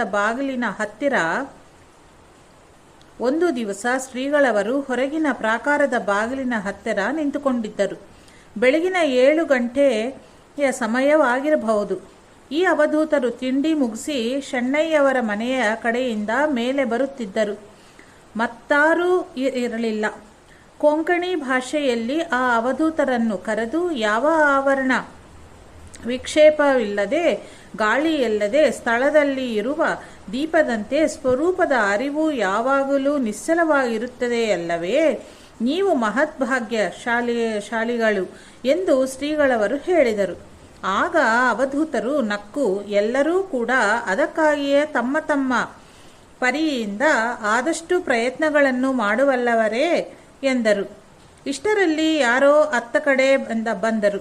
ಅವಧೂತರು ಸುಮ್ಮನೆ ಹೊರಟು ಹೋದರು. ಮಂಗಳೂರಿನಲ್ಲಿ ಇದ್ದಾಗ ಶ್ರೀಗಳವರು ಬೆಳಗಿನ ಜಾವ 3 ಗಂಟೆಗೆ ಶ್ರೀ ಮಂಜುನಾಥ ದೇವಸ್ಥಾನದ ಮೇಲ್ಭಾಗದಲ್ಲಿದ್ದ ಶ್ರೀ ನವನಾಥರ ತೀರ್ಥಕ್ಕೆ ಸ್ನಾನಕ್ಕೆ ಹೋಗುತ್ತಿದ್ದರು. ಮೊದಲನೆಯ ತೀರ್ಥದಲ್ಲಿಯೇ ಶ್ರೀಗಳರು ಸ್ನಾನಾಗ್ನಿಗಳನ್ನು ತೀರಿಸುತ್ತಿದ್ದರು. ಶ್ರೀಗಳವರು ಕೆಲವು ಬಾರಿ ಪದ್ಮಾಸನವನ್ನು ಹಾಕಿ ನೀರಿನ ಮೇಲೆ ಅಂಗತನವಾಗಿ ಮಲಗಿಕೊಳ್ಳಿದ್ದರು. ಬೆಳಕು ಹರಿದು ಜನರು ಬರತೂಡಗಿದಾಗ ಶ್ರೀಗಳವರು ಅಲ್ಲಿಂದ ಹೊರಟು ವಾಸಸ್ಥಾನದ ಬಂಗಲೆಗೆ ಬರುತ್ತಿದ್ದರು. ಬಂದ ಅನಂತರ ಹಾಲು ಹಣ್ಣುಗಳ ಸ್ವಲ್ಪ ಆಹಾರವನ್ನು ಸೇವಿಸಿ ಜಪ ಧ್ಯಾನಾದಿಗಳನ್ನು ಮುಗಿಸಿ ಕೋಣೆಯ ಹೊರಗೆ ಬಂದು ಯಾರಾದರೂ ದರ್ಶನಾಕಾಂಕ್ಷಿಗಳು ಬಂದಿದ್ದರೆ ಅವರಿಗೆಲ್ಲ ದರ್ಶನವಿತ್ತು ತೀರ್ಥ ಪ್ರೋಕ್ಷಣೆಯನ್ನು ಮಾಡಿ ಮಧ್ಯಾಹ್ನ ಸ್ನಾನಕ್ಕೆ ತೆರಳುತ್ತಿದ್ದರು. ಮಧ್ಯಾಹ್ನ ಮತ್ತು ಸಾಯಂಕಾಲದ ಸ್ನಾನವನ್ನು ಅಲ್ಲಿಯೇ ಬಾವಿಯ ಹತ್ತಿರ ಮಾಡುತ್ತಿದ್ದರು. ಮಧ್ಯಾಹ್ನ ಬಂದವರಿಗೆ ದರ್ಶನ ಕೊಟ್ಟು ಸಮಯವಿದ್ದರೆ ಎಲ್ಲಿಗಾದರೂ ತಿರುಗಾಡಲಿಕ್ಕೆ ಹೋಗುತ್ತಿದ್ದರು. ಸಮಯ ಉಳಿಯದಿದ್ದರೆ ಹಾಗೆ ಸ್ನಾನಕ್ಕೆ ಹೊರಡುತ್ತಿದ್ದರು. ಶ್ರೀಧರ ಶೆಣೈಯವರ ಮನೆಯವರೆಲ್ಲರೂ ತ್ರಿಕಾಲದಲ್ಲಿಯೂ ಶ್ರೀಗಳವರ ದರ್ಶನ ಮಾಡಿ ಹೋಗುತ್ತಿದ್ದರು.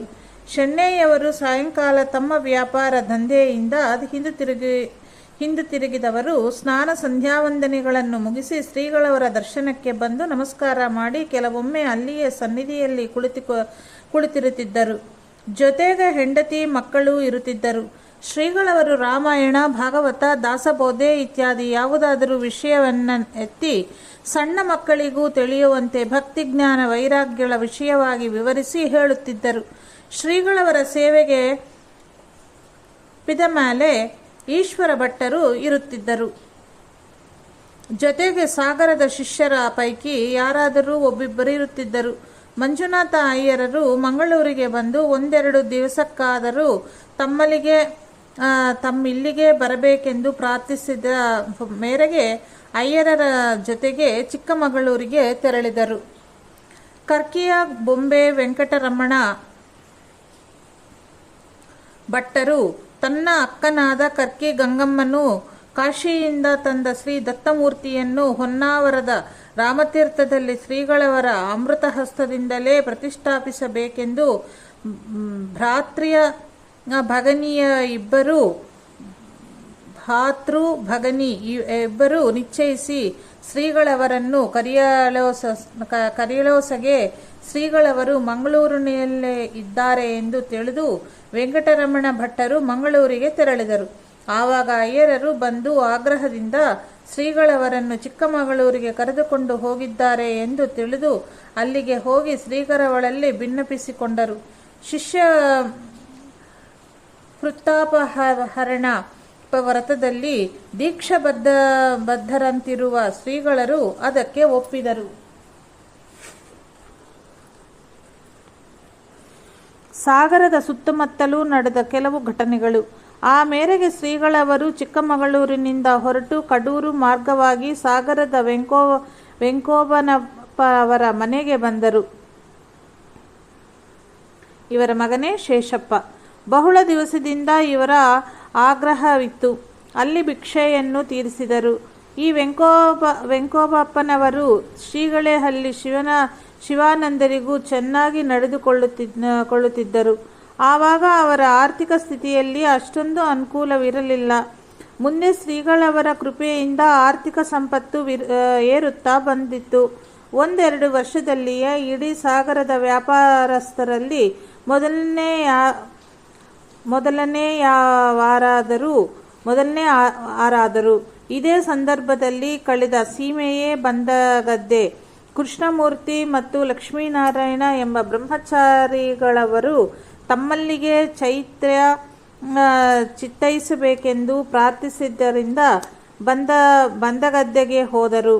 ಅಲ್ಲಿ ಈ ಬ್ರಹ್ಮಚಾರಿಗಳವರು ತಮ್ಮ ವಾಸ್ತವ್ಯ ಹಾಗೂ ಸಾಧನೆಗಾಗಿ ಒಂದು ಕುಟೀರವನ್ನು ಏರ್ಪಡಿಸಿಕೊಂಡಿದ್ದು, ಅಲ್ಲಿಗೆ ಶ್ರೀಗಳವರನ್ನು ಕರೆದೊಯ್ದರು.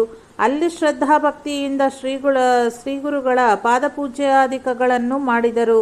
ಅಂದಿನಿಂದ ಆ ಕುಟೀರಕ್ಕೆ ಶ್ರೀಧರ ವಿಲಾಸ ಎಂದು ಹೆಸರಿಡಲಾಯಿತು. ಬಂದಗದ್ದೆಯಲ್ಲಿ ರಾಮ ಎಂಬ ಒಬ್ಬ ಹರಿಜನ ಇದ್ದು, ಅವನ ಕಾಲು ಕೊಕ್ಕೆಯಾಗಿ ಮುದುಡಿ ಹೋಗಿದ್ದರಿಂದ ಓಡಾಡಲು ಬರುತ್ತಿರಲಿಲ್ಲ. ಕುಳಿತಲ್ಲೇ ತೇವಳುತ್ತಿದ್ದನು. ಹೀಗೆ ಆಗಿ 15 ವರ್ಷ ಕಳೆದು ಹೋಗಿತ್ತು. ಶ್ರೀಗಳವರು ಬರುವ ಸಮಾಚಾರ ಕೇಳಿ ಅವರ ಮನೆಯವರು ಆತನ್ನು ಹೊತ್ತು ತಂದು ದರ್ಶನ ಮಾಡಿಸಿದರು. ಆತನ ವಿಷಯವನ್ನೆಲ್ಲ ಕೇಳಿ ಶ್ರೀಗಳವರು ಆತನಿಗೆ ತೀರ್ಥ ಮಂತ್ರಾಕ್ಷತೆಯನ್ನು ನಿತ್ಯವೂ ಅದನ್ನು ಉಪಯೋಗಿಸುವಂತೆ ಹೇಳಿದರು. ಅದರಂತೆ ಆತನು 1 ತಿಂಗಳು ಮಾಡುವಷ್ಟರೊಳಗಾಗಿ ಸ್ವತಃ ಓಡಾಡಲಾರಂಭಿಸಿದನು. ಅನಂತರ ಕೆಲವು ದಿನಗಳಲ್ಲಿ ಸಂಪೂರ್ಣ ವಾಸಿಯಾಗಿ ತನ್ನ ಜೀವನ ಉಪಾಯದ ಕೆಲಸಗಳನ್ನು ಮಾಡತೊಡಗಿದನು. ಬಂದಗದ್ದೆಗೆ ಸಮೀಪ ಇರುವ ಹಾರೆಕುಪ್ಪದಲ್ಲಿ ಚೌಡಿ ಮತ್ತು ಭೂತದ ಬಾಧೆಯಿಂದ ಊರು ತುಂಬಾ ಕ್ಷೀಣ ಹೊಂದಿತ್ತು. ಆ ಊರಿನವರು ಈ ವಿಷಯವನ್ನು ಶ್ರೀಗಳವರಲ್ಲಿ ತೋಡಿಕೊಂಡು ತಮ್ಮಲ್ಲಿಗೆ ಪಾದಪೂಜೆಗೆ ಬರಬೇಕೆಂದು ಪ್ರಾರ್ಥಿಸಲು ಶ್ರೀಗಳವರು ಅಲ್ಲಿಗೆ ಹೋಗಿ ಅವುಗಳನ್ನು ಶಾಂತಪಡಿಸಿ ಪಾದಪೂಜೆಯನ್ನು ಸ್ವೀಕರಿಸಿ ಬಂದರು. ಅಂದಿನಿಂದ ಆ ಪೀಡೆಯು ನಿವೃತ್ತಿಯಾಗಿ ಆ ಊರಿಗೆ ಸುಖ ಸಮೃದ್ಧಿಯೂ ಆಯಿತು.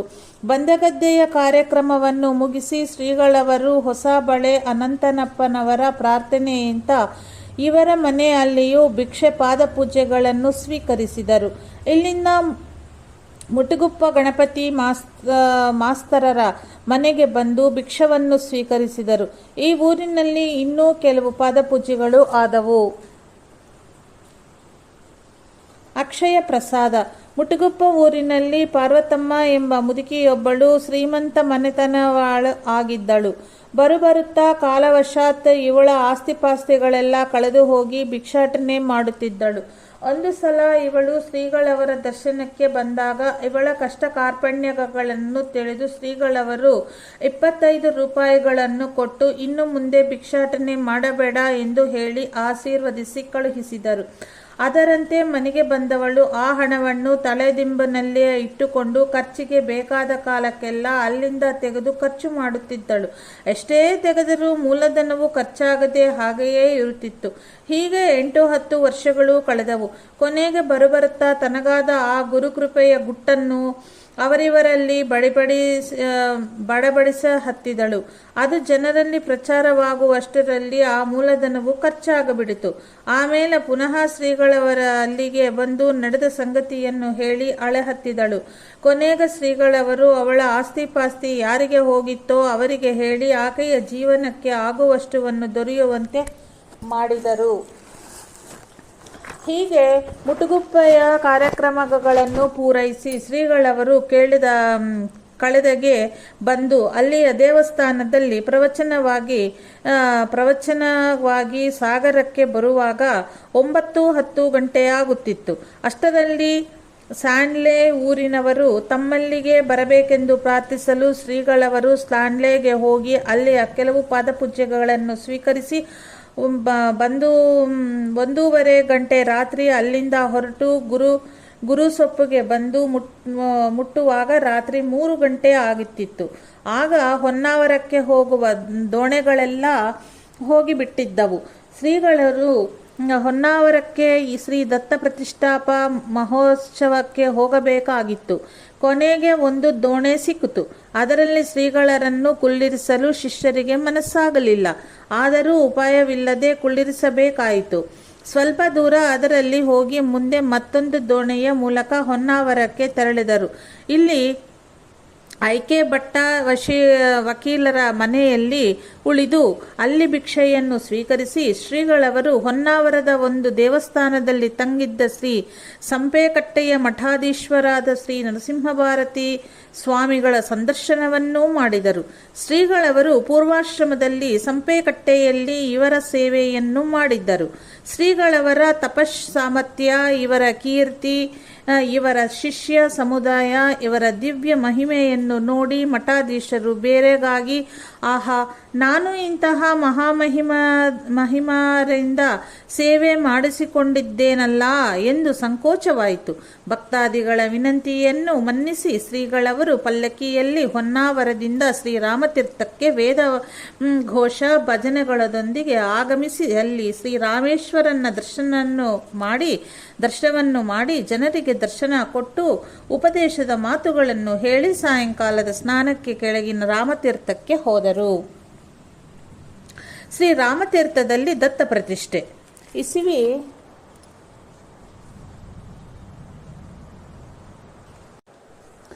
ಶ್ರೀರಾಮತೀರ್ಥದಲ್ಲಿ ದತ್ತ ಪ್ರತಿಷ್ಠೆ ಇಸವಿ 1949. ಶ್ರೀರಾಮನವಮಿ ಮಹೋತ್ಸವವು ಮತ್ತು ಶ್ರೀ ದತ್ತನ ವಿಗ್ರಹದ ಪ್ರತಿಷ್ಠಾಪನೆಯು ಆನಂದದಿಂದ ಚೈತ್ರ ಮಾಸ ಸಾಂಗವಾಗಿ ನೆರವೇರಿತು. ಪ್ರತಿಷ್ಠಾಪನೆಯು ಶ್ರೀಗಳವರ ಅಮೃತ ಹಸ್ತದಿಂದಲೇ ಆಯಿತು.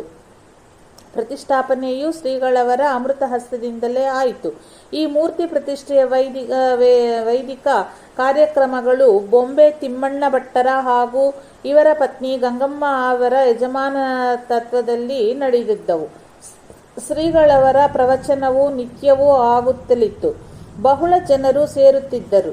ಹೀಗೆ ಇಲ್ಲಿಯ ಉತ್ಸವದ ಎಲ್ಲ ಕಾರ್ಯಕ್ರಮಗಳನ್ನು ನೆರವೇರಿಸಿ ಭಕ್ತಾದಿಗಳ ಪ್ರಾರ್ಥನೆಯಂತೆ ಶ್ರೀಗಳವರು ಇಲ್ಲಿಂದ ಕರ್ಕಿ ಊರಿಗೆ ಹೋದರು.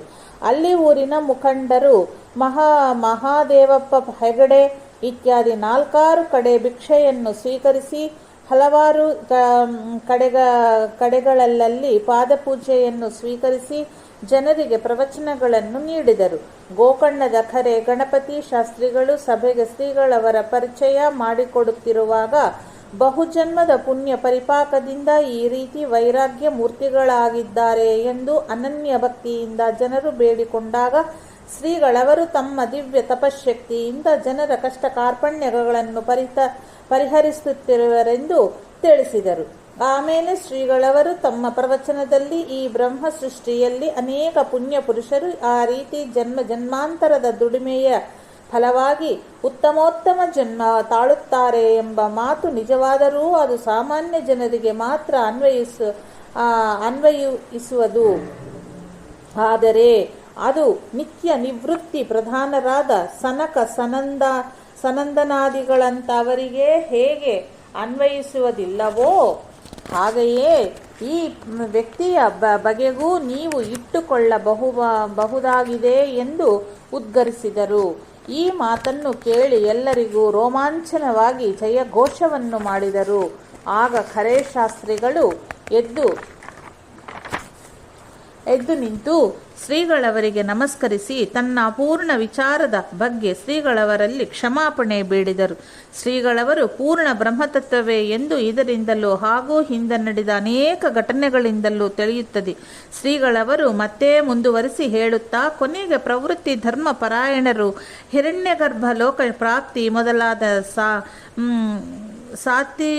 ಸಾತಿಶಯ ಸುಖವನ್ನು ಅನುಭವಿಸುವರೆಂದು ನಿವೃತ್ತಿ ಪರಾಯಣರು ನಿತ್ಯ ನಿರತಿಶಯ ಅಖಂಡನಾದ ಪ್ರಾಪ್ತಿರೂಪ ಮೋಕ್ಷ ಪಡೆಯುತ್ತಾರೆ ಎಂದು, ನಾಮರೂಪಾತ್ಮಕವಾದ ಈ ಬಂಧವು ಅಜ್ಞಾನಿಕವೇ ಎಂದು, ಈ ಬಂಧ ನಿವೃತ್ತಿಯು ಆತ್ಮಜ್ಞಾನದಿಂದಲೇ ಸಾಧ್ಯ ಎಂದು ವಿವರಿಸಿ, ನೀವೆಲ್ಲರೂ ಗುರುಸೇವಾ ನಿರತರಾಗಿ ಅಪರೋಕ್ಷ ಆತ್ಮಜ್ಞಾನ ಸಂಪಾದಿಸಿಕೊಂಡು ಜನನ ಮರಣ ರಹಿತರಾಗಿ ಆನಂದ ರೂಪವಾಗಿ ಬಾಳಿರಿ ಎಂದು ಹೇಳಿ ಆಶೀರ್ವದಿಸಿದರು. ಒಂದು ಸಂದರ್ಭದಲ್ಲಿ ಯಾರೋ ಶ್ರೀ ಖರೆ ಶಾಸ್ತ್ರಿಗಳ ಹತ್ತಿರ ಶ್ರೀಗಳವರ ಪವಾಡವೇನಾದರೂ ನಿಮಗೆ ಅನುಭವಕ್ಕೆ ಬಂದಿದೆಯೇ ಎಂದು ಕೇಳಿದಾಗ ಖರೆ ಶಾಸ್ತ್ರಿಗಳು ನೋಡಿ, ಅದೆಲ್ಲ ನನಗೆ ತಿಳಿಯದು. ನಾವುಗಳೆಲ್ಲ 2-3 ದಿನ ಹಗಲು ರಾತ್ರಿ ನಿದ್ದೆಗಟ್ಟರೆ 3ನೆಯ ದಿನ ಬೇನೆ ಬೀಳುತ್ತೇವೆ. ಶ್ರೀಗಳವರು ಹಗಲು ರಾತ್ರಿ ವಿಶ್ರಾಂತಿ ಇಲ್ಲದೆ ತಿಂಗಳಾನುಗಟ್ಟೆ ಇರುವುದನ್ನು ನೀವೆಲ್ಲ ಪ್ರತ್ಯಕ್ಷವಾಗಿ ನೋಡುತ್ತಿದ್ದೀರಿ. ಇದೇನು ಸಣ್ಣ ಪವಾಡವೇ ಎಂದು ತಿಳಿಸಿದರು. ಹೀಗೆ ಕರ್ಕಿಯ ಕಾರ್ಯಕ್ರಮಗಳನ್ನೆಲ್ಲ ಮುಗಿಸಿ ಶ್ರೀಗಳವರು ಶೀಗೇಹಳ್ಳಿಗೆ ಬಂದರು. ಶ್ರೀಗಳವರು ಬದರಿಕಾಶ್ರಮಕ್ಕೆ ಹೋಗುವರೆಂದು ಸುದ್ದಿ ಹರಡಿ ಮತ್ಯಾವಾಗ ಬರುವರೋ ಎಂಬ ಅನಿಸಿಕೆಯಿಂದ ಶ್ರೀಗಳವರ ಭಿಕ್ಷೆ ಪಾದಪೂಜೆಗಳು ನಡೆದು ಶ್ರೀಗಳು ಹಗಲು ರಾತ್ರಿ ಸಿರಿಸಿಯ ಸುತ್ತಮುತ್ತಲೂ ಬಿಡುವಿಲ್ಲದೆ ತಿರುಗಾಡಬೇಕಾಯಿತು. ಬಡವನ ಉದ್ಧಾರ. ಒಂದು ದಿನ ಶೀಗೇಹಳ್ಳಿ ಸಮೀಪಿಸಿದ ಕಡವಾಳ ಎಂಬ ಊರಿಗೆ ಭಕ್ತಾದಿಗಳ ಪ್ರಾರ್ಥನೆಯಂತೆ ಶ್ರೀಗಳವರ ಆಗಮನ ಆಗಿತ್ತು. ಈ ಊರಿನಲ್ಲಿ ಎಲ್ಲರೂ ಶ್ರೀಗಳವರ ಪೂರ್ವಾಶ್ರಮದಿಂದಲೇ ಪರಿಚಿತವಾದ ಭಕ್ತರಾಗಿದ್ದರು. ಊರಿನಲ್ಲಿ ಅನೇಕರು ಪಾದಪೂಜೆಗೆ ಅಣಿ ಮಾಡಿಕೊಂಡಿದ್ದರು. ಒಬ್ಬರ ಮನೆಯಲ್ಲಿ ಶ್ರೀಗಳವರ ಪಾದಪೂಜೆ ನಡೆಯುತ್ತಿದ್ದಾಗ ಪಕ್ಕದ ಮನೆಯವನಾದ ಅತಿ ಬಡವನು ಬಂದು, ಸ್ವಾಮಿ, ನಮ್ಮ ಮನೆಗೂ ತಮ್ಮ ಪಾದಧೂಳಿಯನ್ನು ಬೀಳಿಸಬೇಕು ಎಂಬ ಮಹದಿಚ್ಛೆ ಏನೂ ಇದೆ. ಆದರೆ ನಾನು ಕಡು ಬಡವನಾದ್ದರಿಂದ ಏನು ಮಾಡಲಿ ಎಂದು ತೋಚುತ್ತಿಲ್ಲ ಎಂದು ದೀನತೆಯಿಂದ ನುಡಿದನು. ಆಗ ಶ್ರೀಗಳವರು, ತಮ್ಮ, ನಿನ್ನ ಮನೆಯಲ್ಲಿ ಪಾದಧೂಳಿ ಬೀಳಬೇಕಾಗಿದೆ ಅಲ್ಲವೇ? ಒಂದು ಉಪಾಯ ಮಾಡು. ರಸ್ತೆಯಿಂದ ಒಂದಷ್ಟು ಧೂಳನ್ನು ತೆಗೆದುಕೊಂಡು ಹೋಗಿ ಮನೆಯಲ್ಲಿ ಚೆಲ್ಲು. ನಾನು ಇಲ್ಲಿಯೇ ಪಾದಪೂಜೆ ಮುಗಿಸಿ ನಿನ್ನ ಮನೆಗೆ ಬಂದು ಓಡಾಡಿ ಆ ಧೂಳನ್ನು ಕಾಲಿನಿಂದ ಮೆಟ್ಟಿ ಮುಂದೆ ಹೋಗಿಬಿಡುತ್ತೇನೆ. ಅಂದರೆ ಪಾದಧೂಳಿ ಬಿದ್ದದಾಗಾಯಿತು ಎಂದು ಸ್ವಲ್ಪ ವಿನೋದದಿಂದಲೇ ಹೇಳಿದರು. ಆ ಭಕ್ತನು ಹಿಂದೆ ಮುಂದೆ ನೋಡದೆ ಕೂಡಲೇ ಅದರಂತೆಯೇ ರಸ್ತೆಯಲ್ಲಿಯ ಧೂಳನ್ನು ಬಾಚಿಕೊಂಡು ಮನೆಯಲ್ಲೆಲ್ಲ ಚೆಲ್ಲಿ ಶ್ರೀಗಳವರ ಬರವನ್ನು ಕಾಯುತ್ತಾ ಕುಳಿತನು. ಪಕ್ಕದ ಮನೆಯ ಪಾದಪೂಜೆಯನ್ನು ಪೂರೈಸಿ ಶ್ರೀಗಳವರು ಬಂದರು. ಈತನು ಭಕ್ತಿಯಿಂದ ಪಾದತೀರ್ಥವನ್ನು ತನ್ನ ತಲೆಯ ಮೇಲೆ ಪ್ರೋಕ್ಷಿಸಿಕೊಂಡು ಶ್ರೀಗಳವರನ್ನು ಮನೆಯೊಳಗೆ ಕರೆತಂದೆನು. ಮನೆಯವರೆಲ್ಲರೂ ಭಕ್ತಿಯಿಂದ ತುಳಸಿ ದಳವನ್ನು ಶ್ರೀಗಳವರ ಪಾದದ ಮೇಲೆ ಇಟ್ಟು ನಮಸ್ಕರಿಸಿದರು. ಆಮೇಲೆ ಶ್ರೀಗಳವರು ಆ ಧೂಳಿನಲ್ಲಿ ಅತ್ತಿತ್ತ ಹೋಗಿ ಮುಗುಳನ್ನಾಗುತ್ತಲೇ ಮನೆಯಿಂದ ಹೊರಗೆ ಬಂದು ಮುಂದಿನ ಪಾದಪೂಜೆಯ ಮನೆಗೆ ಹೋದರು. ಶ್ರೀಗಳವರನ್ನು ಬೀಳ್ಕೊಡಲು ಹೋದ ಮನೆಯವರು ಹಿಂದು ತಿರುಗಿ ಮನೆಯೊಳಗೆ ಬರಲು ಶ್ರೀಗಳವರು ಓಡಾಡಿದ ಧೂಳಿನೆಲ್ಲ ಹಣವು ಚೆಲ್ಲಿದಂತ ಇರುವುದು ಕಾಣಿಸಿತು. ಆಗ ಆಶ್ಚರ್ಯ ಹಾಗೂ ಆನಂದದಿಂದ ಅವುಗಳನ್ನೆಲ್ಲ ಒಟ್ಟು ಮಾಡಿ ಶ್ರೀಗಳವರಿಗೆ ತಿಳಿಸಿದರು. ಆಗ ಶ್ರೀಗಳವರು ಕೆಲವನ್ನು ದೇವರ ಮುಂದಿಟ್ಟು ನಿತ್ಯವೂ ಪೂಜಿಸುವಂತೆಯೂ ಉಳಿದವನ್ನು ಮನೆಯ ಖರ್ಚಿಗೆ ಉಪಯೋಗಿಸುವಂತೆಯೂ ಹೇಳಿ ಆಶೀರ್ವದಿಸಿದರು. ಅಂದಿನಿಂದ ಅವರಿಗೆ ಎಲ್ಲವೂ ಅನುಕೂಲವಾಗುತ್ತಾ ಬಂದಿತ್ತು.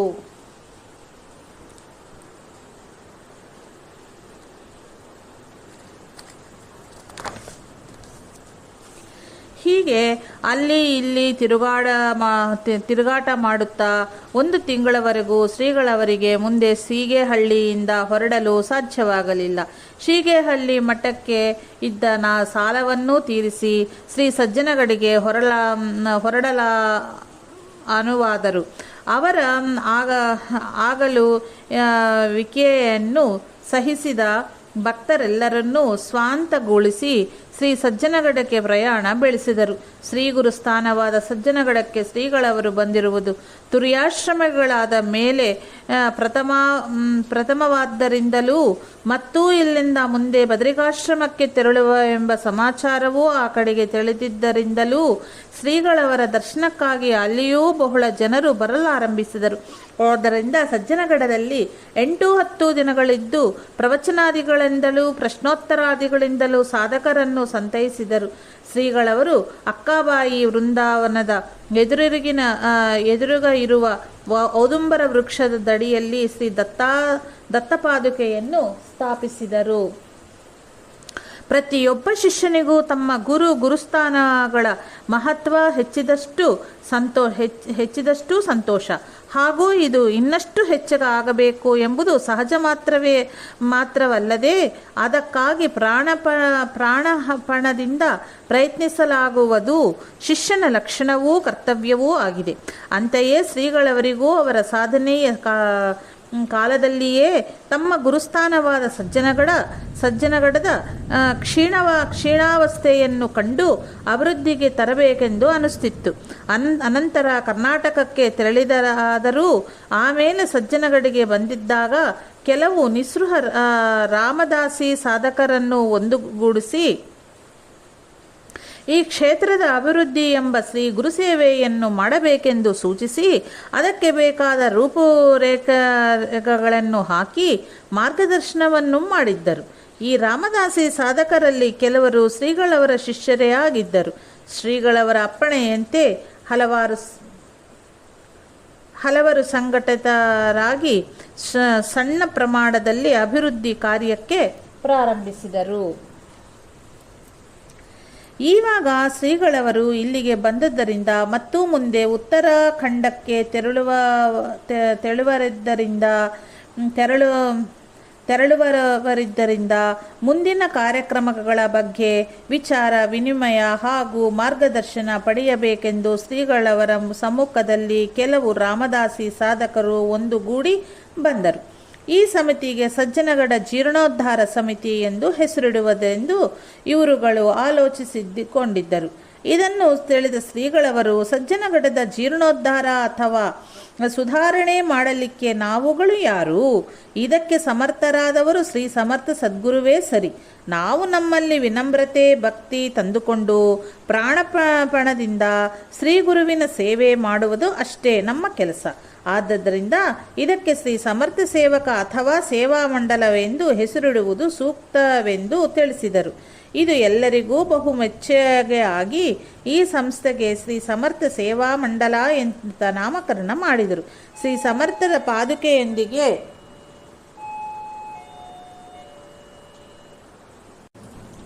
ಇದು ಎಲ್ಲರಿಗೂ ಬಹು ಮೆಚ್ಚುಗೆ ಆಗಿ ಈ ಸಂಸ್ಥೆಗೆ ಶ್ರೀ ಸಮರ್ಥರ ಸೇವಾ ಮಂಡಲ ಎಂದು ನಾಮಕರಣ ಮಾಡಿದರು. ಶ್ರೀ ಸಮರ್ಥರ ಪಾದುಕೆಯೊಂದಿಗೆ ಸಾಧಕರು ಭಿಕ್ಷೆಗೆ ಸಂಚಾರಗೈಯಬೇಕೆಂದು ಹಾಗೂ ಇಂತಿಂತಹ ವಿಧಾನದಲ್ಲಿ ಸೇವೆಗೈಯಬೇಕೆಂದೆಂದು ಇತ್ಯಾದಿ ಅನೇಕ ರೀತಿಯ ಮಾರ್ಗದರ್ಶನವನ್ನು ಮಾಡಿ ಅವರಲ್ಲಿ ಸಾಕಷ್ಟು ಧೈರ್ಯ ಉತ್ಸಾಹಗಳನ್ನು ತುಂಬಿ ಆಶೀರ್ವದಿಸಿದರು. ಮುಂದೆಯೂ ಕೂಡ ಆಗಾಗ ಲೇಖನೆ ಸಂದೇಶ ಆಶೀರ್ವಾದ ಪತ್ರಗಳನ್ನು ಇವರಿಗೆ ಕಳುಹಿಸುತ್ತಲಿದ್ದು ಇವರಲ್ಲಿ ನವ ಚೈತನ್ಯವನ್ನು ತುಂಬುತ್ತಿದ್ದರು. ಶ್ರೀಗಳವರ ಹಬ್ಬಕ್ಕೆ ಮಹಾ ಸಂಕಲ್ಪ ಹಾಗೂ ಪ್ರತ್ಯಕ್ಷ ಪ್ರಯತ್ನದ ಫಲದಿಂದ ಶ್ರೀ ಸಜ್ಜನಗಡ ಶಿವಥರ ಫಳ ಚಾಫಳ ಜಾಂಬ ಟಾಕಿಲಿ ಮುಂತಾದ ಶ್ರೀ ಸಮರ್ಥರ ಕ್ಷೇತ್ರಗಳು ಹಾಗೂ ಸಮರ್ಥರ ಸಂಪ್ರದಾಯವು ತುಂಬ ಅಭಿವೃದ್ಧಿಗೆ ಬರಲು ಕಾರಣವಾಗಿದೆ. ಸಜ್ಜನಗಡದ ಕಾರ್ಯಕ್ರಮಗಳನ್ನು ಮುಗಿಸಿ ಇಬ್ಬರು ಶಿಷ್ಯರನ್ನು ಗೂಡಿ ಶ್ರೀಗಳವರು ಮುಂಬಯಿಯ ಮೂಲಕ ರೈಲಿನಲ್ಲಿ ಹರಿದ್ವಾರಗೆ ತೆರಳಿದರು.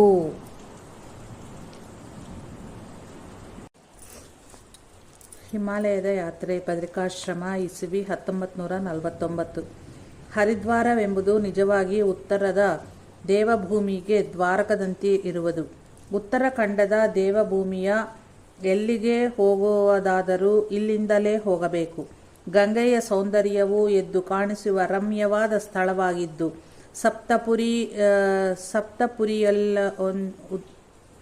ಸಪ್ತಪುರಿಯಲ್ಲೊಂದಾದ ಮಾಯಾಪುರಿಯೇ ಇದಾಗಿರುವುದು. ಇಲ್ಲಿ ಮದ್ರಾಸಿ ಧರ್ಮಶಾಲೆಯಲ್ಲಿ ಶ್ರೀಗಳವರ ಮಕ್ಕಾಮಾಯಿತು.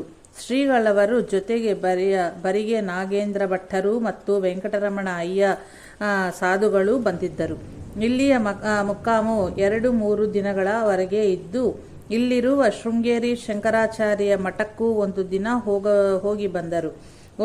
ಒಂದು ದಿನ ಶ್ರೀಗಳವರು ಗಂಗಾ ನದಿಯಿಂದ ಧರ್ಮಶಾಲೆಗೆ ಬರುವಷ್ಟರಲ್ಲಿ ಸಿರಿಸಿ ಕಡೆಯ ಆಲ್ಮನೆ ಸುಬ್ರಾಯನೆಂಬವನು ಬಂದು ಶ್ರೀಗಳವರಿಗೆ ನಮಸ್ಕರಿಸಿದನು.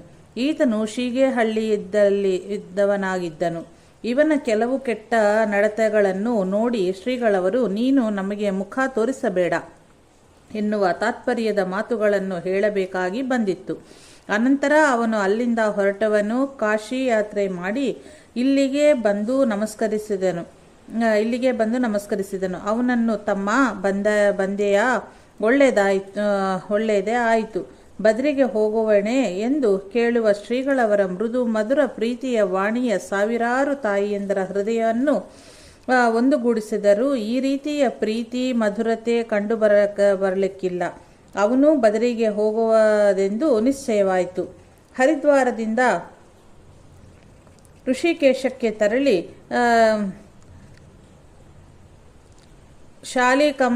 ಕಂಬಲಿವಾಲಾ ಧರ್ಮಶಾಲೆಯಲ್ಲಿ ಒಂದು ರಾತ್ರಿ ತಂಗಿದರು.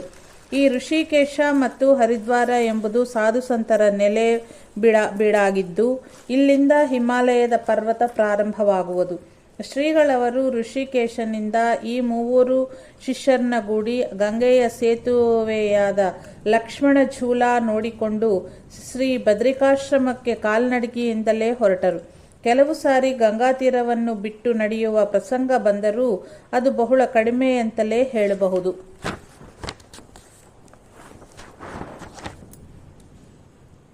ಶ್ರೀ ಗಂಗೆಯ ಆ ಪವಿತ್ರ ಪ್ರವಾಹವು, ಜ್ಞಾನಭೂಮಿಯ ಆ ದೈವಿ ಪ್ರಭಾವವು, ಉಲ್ಲಾಸಗೊಳಿಸುವ ಆ ದಿವ್ಯ ವಾತಾವರಣವು, ನಯನ ಮನೋಹರವಾದ ಆ ನಿಸರ್ಗ ರಮಣೀಯ ವನಶ್ರೀಯು ಇವೆಲ್ಲ ಸೇರಿ ಪಥಿಕರ ಗತಿಯನ್ನು ಹೆಚ್ಚಿಸಿ ಪಥಿಕರು ನಲಿದಾಡುತ್ತಾ ಹೋಗುವಂತೆ ಮಾಡುವವು ಎಂಬುದಕ್ಕೆ ಸಂದೇಹವೇ ಇಲ್ಲ.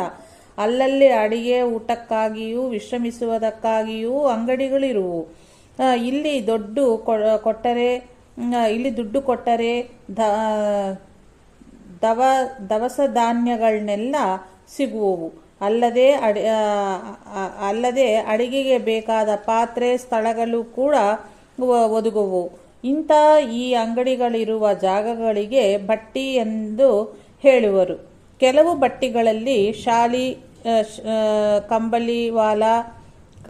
ಕಂಬಳಿವಾಲಾ ಎಂಬ ಮಹಾತ್ಮರು ಯಾತ್ರಿಕರಾಗಿ ಭಕ್ತಾದಿಗಳಿಂದ ಕಟ್ಟಿಸಿದ ಧರ್ಮಶಾಲೆಗಳು ಇರುವವು.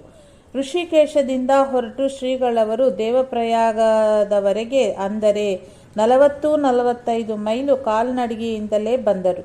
ಇಲ್ಲಿ ಧರ್ಮಶಾಲೆಯಲ್ಲಿ ತಂಗಿದಾಗ ವಜ್ರಮೋಹನ ಪಂಡ ಎಂಬ ಒಬ್ಬರು ಬದರಿ ಕ್ಷೇತ್ರದ ಪುರೋಹಿತರು ಬಂದು ಬದರಿಯಲ್ಲಿ ತಮ್ಮಲ್ಲಿಗೆ ಹೋಗಿರೆಂದು ಪರಿಚಯ ಆದ ಪತ್ರವನ್ನು ಕೊಟ್ಟರು. ಶ್ರೀಗಳವರು ದೇಹದ ಅಸ್ವಾಸ್ಥ್ಯದಿಂದ ಹಾಗೂ ಜೊತೆಗಿನ ಶಿಷ್ಯರ ಆಗ್ರಹದ ಮೇರೆಗೆ ದೇವಪ್ರಯಾಗದಿಂದ ಕರ್ಣಪ್ರಯಾಗದವರೆಗೆ ಬಸ್ಸಿನಲ್ಲಿ ಪ್ರಯಾಣ ಮಾಡಿದರು. ಆವಾಗ ಇದಕ್ಕಿಂತ ಮುಂದೆ ಬಸ್ಸು ಹೋಗಲು ರಸ್ತೆಯಾಗಿರಲಿಲ್ಲ. ಶ್ರೀಗಳವರ ಅನಾರೋಗ್ಯದ ಸ್ಥಿತಿಯನ್ನು ಕಂಡು ಈ ಕರ್ಣಪ್ರಯಾಗದಲ್ಲಿಯೇ ಕೆಲವು ದಿನ ಉಳಿದು ಸ್ವಲ್ಪ ಸುಧಾರಿಸಿಕೊಂಡು ಹೋಗೋಣವೆಂದು ಶಿಷ್ಯರು ಹೇಳಿದರೂ ಶ್ರೀಗಳವರು ಒಪ್ಪಲಿಲ್ಲ. ಇಲ್ಲಿಂದ ಪುನಃ ಕಾಲ್ನಡಿಗೆಯಿಂದಲೇ ಪ್ರವಾಸ ಆರಂಭವಾಯಿತು. ಕರ್ಣಪ್ರಯಾಗದಿಂದ ಮಧ್ಯಾಹ್ನದ ನಂತರ ಹೊರಟವರು ಮುಂದಿನ ಬೆಟ್ಟಗೆ ಹೋಗಿ ತಲುಪಿದರು. ಈ ಬಟ್ಟಿಯ ಹೆಸರು ಜೋಕಾಡಿ ಅಥವಾ ಲಗಾಸು ಎಂದಾಗಿ ಇರಬೇಕು. ಇಲ್ಲಿ ಬಂದು ಮುಟ್ಟಬೇಕಾದರೆ 1-1.5 ಮೈಲು ದೂರದ ದಾರಿಯಲ್ಲಿ ಶ್ರೀಗಳವರು ಸ್ವಲ್ಪ ದೂರ ಬರಿಗೆ ನಾಗೇಂದ್ರ ಭಟ್ಟರ ಹೆಗಲ ಮೇಲೆ ಕುಳಿತು ಸಾಗಬೇಕಾಯಿತು. ಶ್ರೀಗಳವರ ಜ್ವರವೂ ಹೆಚ್ಚು ಆಗುತ್ತಿರುವುದನ್ನು ನೋಡಿ ಅಯ್ಯಾಬುವ ಅವರು ಅಲ್ಲಿಯ ಒಬ್ಬ ಹಕೀಮರನ್ನು ಕರೆತಂದು ಶ್ರೀಗಳವರ ದೇಹವನ್ನು ಪರೀಕ್ಷಿಸುವಂತೆ ಹೇಳಿದರು. ಆ ವೈದ್ಯರು ಬಹಳ ಒಳ್ಳೆಯ ಸ್ವಭಾವದವರು ಆಗಿದ್ದರು. ಅವರು ಪರೀಕ್ಷಿಸಿ ನೋಡಿ ಶ್ರೀಗಳವರಿಗೆ ನಮಸ್ಕರಿಸಿ, ಸ್ವಾಮಿ, ತಾವು ಕೃಪೆ ದೋರಿ ಇಲ್ಲಿಯೇ 6-8 ದಿನಗಳ ವಿಶ್ರಾಂತಿ ಪಡೆದು ಮುಂದೆ ಹೋಗಬೇಕು. ಈ ರೀತಿಯ ಅಸ್ವಸ್ಥದಲ್ಲಿ ತಾವು ದಾರಿ ನಡೆಯಬಾರದು. ಈ ನನ್ನ ಮಾತನ್ನು ತಾವು ಮನ್ನಿಸಬೇಕು ಎಂದು ಪ್ರಾರ್ಥನೆಯಾಗಿ ಸೂಚಿಸಿದರು. ಅಲ್ಲದೆ ಈ ಧರ್ಮಶಾಲೆಯ ವ್ಯವಸ್ಥಾಪಕನಿಗೆ ಇವರಿಗೆ ಒಳ್ಳೆಯ ಜಾಗದ ವ್ಯವಸ್ಥೆ ಮಾಡುವಂತೆ ಹೇಳಿದರು. ಆಗಲಿ ಎಂದು ಶ್ರೀಗಳವರು 8 ದಿನ ಇಲ್ಲಿಯೇ ಉಳಿದು ಔಷಧೋಪಚಾರಗಳಿಂದ ಸ್ವಲ್ಪ ಆರಾಮ ಹೊಂದಿ ಪ್ರಯಾಣಕ್ಕೆ ಸಿದ್ಧರಾದರು. ಅಶಕ್ತತೆ ಇದ್ದುದರಿಂದ ನಡೆದು ಹೋಗುವುದು ಬೇಡವೆಂದು ಕಂಡಿಯ ವ್ಯವಸ್ಥೆ ಮಾಡಲಾಯಿತು. ಕಂಡಿಯೆಂದರೆ ಒಬ್ಬನು ಕಾಲು ಕೆಳಗೆ ಹಾಕಿ ಕುಳಿತುಕೊಳ್ಳುವ ಅಂತಹ ಒಂದು ರೀತಿಯ ಬುಟ್ಟಿ. ಅದನ್ನು ಬೆನ್ನಿಗೆ ಕಟ್ಟಿಕೊಂಡು ಒಬ್ಬನು ಹೊತ್ತುಕೊಂಡು ಹೋಗುವನು. 4 ಜನರು ಹೊರುವ ಡೋಲಿಯ ರೀತಿಯದಕ್ಕೆ ದಂಡಿ ಎನ್ನುತ್ತಾರೆ. ಅಂತೂ ಒತ್ತಾಯದ ಮೇಲೆ ಶ್ರೀಗಳವರನ್ನು ಕಂಡಿಯಲ್ಲಿ ಕುಳ್ಳಿರಿಸಿ ಪ್ರಯಾಣ ಪ್ರಾರಂಭವಾಯಿತು. ಅಲ್ಲಲ್ಲಿ ಸಿಗುವ ಬಟ್ಟಗಳಲ್ಲಿ ತಂಗುತ್ತಲೂ ವಿಶ್ರಮಿಸುತ್ತಲೂ ಯಾತ್ರೆಯು ಸಾಗುತ್ತಿತ್ತು. ಹೀಗೆ ಇಂತಹ ಒಂದು ಬಟ್ಟಿಯಲ್ಲಿ ಶ್ರೀಗಳವರು ಕುಳಿತಿರಲು ಆ ಬಟ್ಟಿಯವನ ಕಡೆಗೆ ಒಬ್ಬನು ಯಾಚನೆಗಾಗಿ ಬಂದನು. ಮಧ್ಯಾಹ್ನ ಈತನೂ ಸಹ ಬದರಿ ಯಾತ್ರೆಗೆ ಹೊರಟವನಾಗಿದ್ದನು. ತಡ ಮಾಡಿದರೆ ಶ್ರೀಗಳವರು ಆ ಮುದುಕನಿಗೆ ತಮ್ಮ ಜೊತೆಗೆ ಬದ್ರಿಯವರಿಗೆ ಬರಲು ಹೇಳಿ ಅಲ್ಲೆಯೇ ಊಟಕ್ಕೆ ಹಾಕಿಸಿದರು. ಬದ್ರಿಯವರಿಗೂ ಆ ಮುದುಕನು ಶ್ರೀಗಳವರ ಜೊತೆಗೇ ಇದ್ದನು. ಅಂತೂ ಈ ರೀತಿ ಕಂಡಿಯ ಮೇಲೆ ಶ್ರೀಗಳವರು ಮುಂದೆ ಸಾಗುತ್ತಾ ಹೋಗುತ್ತಿರಲು ಕಂಡಿಯನ್ನು ಹೊತ್ತವನು ಕಾಲ್ನಡಿಗೆ ಸಗಣಿಯೋ ಏನೋ ಸಿಕ್ಕಿ ಕಾಲು ಜಾರಿ ಬಿದ್ದಾಗ ಶ್ರೀಗಳವರು ಬಿದ್ದು ಬಿಟ್ಟರು. ಆದರೆ ಪೆಟ್ಟೇನೂ ಆಗಲಿಲ್ಲ. ಅಂತೂ ಹನುಮಾನ್ ಬಟ್ಟೆಗೆ ಬಂದು ಮುಟ್ಟಿದರು. ಇಲ್ಲಿಂದ ಮುಂದೆ ಹೋಗುತ್ತಿರಲು ಒಬ್ಬಳು ಹಣ್ಣು ಮುದುಕಿಯು ಬಹಳ ಪ್ರಯಾಸಪಟ್ಟು ಬದ್ರೆ ಯಾತ್ರೆಗೆ ಹೋಗುತ್ತಿದ್ದದ್ದನ್ನು ಕಂಡು ಕನಿಕರಗೊಂಡು ಶ್ರೀಗಳವರು ತಾವು ಕಂಡಿಯಿಂದ ಇಳಿದು ಅವಳನ್ನು ಅದರಲ್ಲಿ ಕುಳ್ಳಿರಿಸಿ 5 ರೂಪಾಯಿಗಳನ್ನು ಅವಳ ಕೈಗಿತ್ತು ಬದರಿಗೆ ಹೋಗಿ ತಲುಪಿದ ಮೇಲೆ ಈ ಕಂಡಿಯವನಿಗೆ ಕೊಡು ಎಂದು ಕೊಟ್ಟರು. ತಾವು ಕಾಲ್ನಡಿಗೆಯಿಂದಲೇ ಇನ್ನುಳಿದಿದ್ದ 5 ಮೈಲಿ ದೂರವನ್ನು ಶ್ರಮಿಸಿ ಗತ ಶಾಲಿವಾಹನಕ್ಕೆ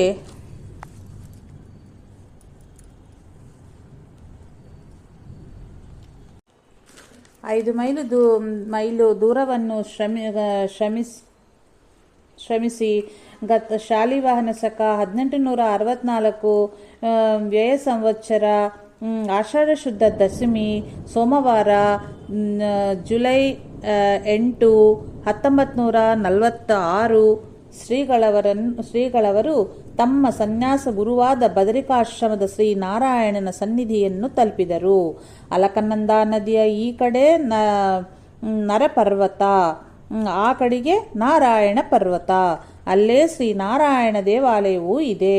ನಾರಾಯಣ ಪರ್ವತದಲ್ಲಿ ಗೌರಿಕುಂಡ, ನಾರದ ಕುಂಡ ಮತ್ತು ತಪ್ತಕುಂಡವೆಂಬ ಬಿಸಿ ನೀರಿನ ಊಟೆಗಳಿದ್ದು ತಪ್ತಕುಂಡದಲ್ಲಿ ನೀರು ಒಂದು ಕೊಳದಂತೆ ನಿಂತು ಸ್ನಾನ ಮಾಡಲು ಅನುಕೂಲವಾಗಿದೆ. ಹಿಂದೆ ವಿಧರ್ಮಿಗಳಿಂದ ರಕ್ಷಿಸಲು ಶ್ರೀ ಬದ್ರಿನಾರಾಯಣನ ವಿಗ್ರಹವನ್ನು ತಪ್ತಕುಂಡದಲ್ಲಿ ಬಚ್ಚಿಟ್ಟಿದ್ದರಂತೆ. ರಕ್ಷಿಸಲು ಶ್ರೀ ಬದ್ರಿನಾರಾಯಣ ವಿಗ್ರಹವನ್ನು ತಪ್ತಕುಂಡದಲ್ಲಿ ಬಚ್ಚಿಟ್ಟಿದ್ದರಂತೆ. ಆದಿಶಂಕರಾಚಾರ್ಯರು ಬಂದು ಈ ವಿಗ್ರಹವನ್ನು ಈಗಿನ ದೇವಾಲಯದಲ್ಲಿ ಪ್ರತಿಷ್ಠೆ ಮಾಡಿದರು. ಪದ್ಮಾಸನದಲ್ಲಿ ಕುಳಿತಿರುವ ಸಾಲಿಗ್ರಾಮ ಶಿಲೆಯ ರೂಪದಲ್ಲಿ ಶ್ರೀ ಹರಿಯು ಇಲ್ಲಿ ದರ್ಶನ ಕೊಡುತ್ತಾನೆ. ಇಲ್ಲಿಯ ಕ್ಷೇತ್ರ ಪದ್ಧತಿಯಂತೆ ಮೊದಲು ಗದ್ದಿ ಬೆಟ್ ಅಂದರೆ ಶ್ರೀ ಶಂಕರಾಚಾರ್ಯರಿಗೆ ಪೂಜೆ ಸಲ್ಲಿಸಿದ ಅನಂತರವೇ ಶ್ರೀ ನಾರಾಯಣನ ಪೂಜೆಗೆ ಹೋಗಬೇಕು. ಬದ್ರಿಕಾಶ್ರಮ. ಈ ಶ್ರೀ ಗುರು ನಾರಾಯಣನ ದರ್ಶನಕ್ಕೆ ತೆರಳಿ ಒಂದು ಸೂತ್ರ ಪಂಚಕವನ್ನು ಭುಜಂಗ ಪ್ರಯಾತ ವೃತ್ತದಲ್ಲಿ ರಚಿಸಿ ಹೇಳಿದರು. ಇದರ ಪ್ರತಿಯೊಂದು ಶ್ಲೋಕದ 4ನೆಯ ಪಾದವು ತ್ರಿಲೋಕಿ ಗುರು ನೌಮಿ ನಾರಾಯಣಂ ತಂ ಎಂದಿದೆ. ಹೀಗೆ ದರ್ಶನಾದಿಗಳನ್ನು ಮಾಡಿ ಪೂರೈಸುವರಷ್ಟರಲ್ಲಿ ಮಹಾರಾಷ್ಟ್ರದ ಕಡೆಯ ಜನರ ಕ್ಷೇತ್ರ ಪುರೋಹಿತರಾದ ವಜ್ರಮೋಹನ್ ಪಂಡರು ಬಂದು ಶ್ರೀಗಳವರನ್ನು ತಮ್ಮ ಮನೆಗೆ ಕರೆದೊಯ್ದರು. ಕ್ಷೇತ್ರ ಪುರೋಹಿತರನ್ನು ಇಲ್ಲಿ ಪಂಡ ಎಂದು ಕರೆಯುತ್ತಾರೆ. ಈ ಪಂಡರ ಮನೆಯಲ್ಲಿ 3 ದಿನ ಉಳಿದು ಅನಂತರ ಶ್ರೀಗಳವರು ಗಂಗೆಯ ಆಚೆಯ ದಡದಲ್ಲಿ ಅಂದರೆ ನರಪರ್ವತದಲ್ಲಿ ಇರುವ ಒಂದು ಗುಹೆಯಲ್ಲಿ ತಂಗಿದರು. ಪರಶುರಾಮ ಗುಹೆ ಎಂದು ಇದರ ಹೆಸರಾಗಿತ್ತು. ಜೊತೆಯ ಜನರಿಗಾಗಿ ಶಾಲಿಕಂಬಲಿವಾಲ ಛತ್ರದವರ 2 ಕೋಣೆಯುಳ್ಳ ಒಂದು ಕುಟೀರವೂ ಇಲ್ಲಿ ದೊರಕಿತು. ಈ ಕುಟಿಯಿಂದ ಶ್ರೀಗಳವರ ಗುಹೆಯು ಸುಮಾರು 1 ಫರ್ಲಾಂಗ್ ದೂರವಿತ್ತು. ಈ ಗುಹೆಯ ಎದುರಿಗಿದ್ದ ದೇವಸ್ಥಾನವೇ ಶ್ರೀ ಬದ್ರಿನಾಥ ಶ್ರೀ ನಾರಾಯಣನ ದೇವಸ್ಥಾನವಾಗಿತ್ತು. ಎದುರಿಗೆ ಅಂದರೆ ಗುಹೆ ಮತ್ತು ದೇವಸ್ಥಾನದ ಮಧ್ಯಭಾಗದಲ್ಲಿ ಅಲಕನಂದಾ ನದಿಯ ಪವಿತ್ರ ಪ್ರವಾಹದ ರಭಸವೂ ಕಂಗೊಳಿಸುತ್ತಿತ್ತು.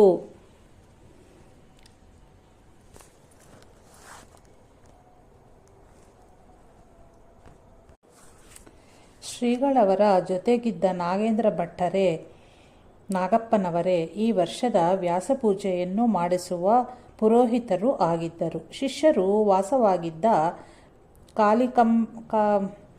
ಕಾಲಿಕಂಬಲಿವಾಲ ಕುಟಿಯಲ್ಲಿ ಶ್ರೀಗಳವರ ವ್ಯಾಸಪೂಜೆ ಆನಂದವಾಗಿ ನೆರವೇರಿತು. ಈ ದಿನ ಎಲ್ಲ ಸಾಧು ಸಂತರಿಗೂ ಪೂರಿ ಮತ್ತು ಹಾಲು ಪಾಯಸದ ಭಂಡಾರವನ್ನು ಮಾಡಿಸಿದರು. ಅನ್ನ ಸಂತರ್ಪಣೆಗೆ ಭಂಡಾರವೆಂದು ಹೇಳುವರು. ಶ್ರೀಗಳವರ 4ನೆಯ ಚಾತುರ್ಮಾಸ್ಯವು ಶಾಲಿವಾಹನ ಶಕ 1868 ವ್ಯಯನಾಮ ಸಂವತ್ಸರ ಆಷಾಢ ಶುದ್ಧ ಪೌರ್ಣಿಮೆ ಭಾನುವಾರ ಬದ್ರಿ ಕ್ಷೇತ್ರದ ಪರಶುರಾಮ ಗುಹೆಯಲ್ಲಿ ಪ್ರಾರಂಭವಾಯಿತು. ಈ ಗುಹೆಯನ್ನು ಶ್ರೀಗಳವರ ಖರ್ಚಿನಿಂದಲೇ ಸ್ವಲ್ಪ ದುರಸ್ತಿ ಮಾಡಿಸಲಾಗಿತ್ತು.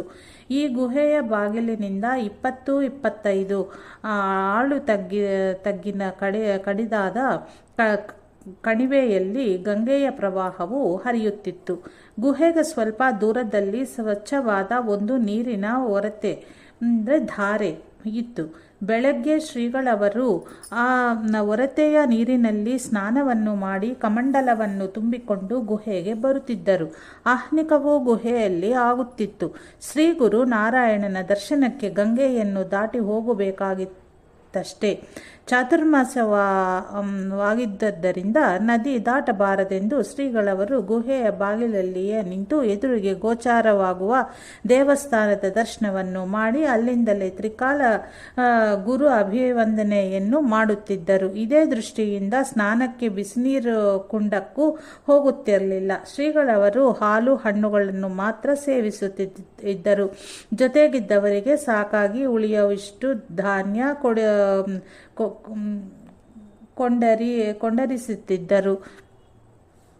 ಯಾರಾದರೂ ಹೆಚ್ಚು ಜನರು ಬಂದರೆ ಸಾಕಬೇಕೆಂಬ ದೂರಾಲೋಚನೆಯಿಂದ ಶ್ರೀಗಳವರು ಸ್ವಲ್ಪ ಹೆಚ್ಚಿನ ಪ್ರಮಾಣದಲ್ಲಿ ಧಾನ್ಯವನ್ನು ಕೊಂಡು ಇಳಿಸುತ್ತಿದ್ದರು. ಹಾಗೆ ಯಾರೂ ಬರದಿದ್ದರೆ ಹೋಗುವಾಗ ಬಡಬಗ್ಗರಿಗೆ ಹಂಚಿ ಹೋದರೆ ಆಯಿತು ಎಂಬುದು ಶ್ರೀಗಳವರ ಉದಾರ ಆಲೋಚನೆಯಾಗಿತ್ತು. ಶ್ರೀಗಳವರಿಗೆ ಫಲಹಾರವಾದ್ದರಿಂದ ಅವರ ಜೊತೆಯವರು ಇಲ್ಲಿಯ ಇತರ ಸಾಧುಗಳು ಭಿಕ್ಷೆಗೆ ಹೋಗುವಂತೆ ತಾವು ಸಹ ಛತ್ರಕ್ಕೆ ಹೋಗಿ ಭಿಕ್ಷೆಯನ್ನು ತರುತ್ತಿದ್ದರು. ಇಲ್ಲಿಯ ಹವೆಗೆ ಚಹಾ ಕುಡಿಯಬೇಕಾಗುತ್ತದೆಂದು ಎಷ್ಟೋ ಜನರು ಪರಿಪರಿಯಾಗಿ ಹೇಳಿದರು. ಶ್ರೀಗಳವರು ಚಹಾವನ್ನು ಸೇವಿಸುತ್ತಾ ಇರಲಿಲ್ಲ. ಶ್ರೀಗಳವರ ಜೊತೆಗಿದ್ದವರು ಚಹಾ ತಯಾರಿಸಿಕೊಂಡು ಕುಡಿಯುತ್ತಿದ್ದರು. ಅವರ ಜೊತೆಗೆ ದುಡ್ಡಿಲ್ಲದ ಸಾಧುಗಳು ಹತ್ತಿದರು. ಅವರಿಗೂ ಕೊಡುತ್ತಾ ಬನ್ನಿ ಎಂದು ಶ್ರೀಗಳರ ಅಪ್ಪಣೆಯಾಯಿತು. ಹಾಗಾಗಿ ಇಲ್ಲೊಂದು ಸಣ್ಣ ಚಹದ ಛತ್ರ ಪ್ರಾರಂಭವಾಯಿತು.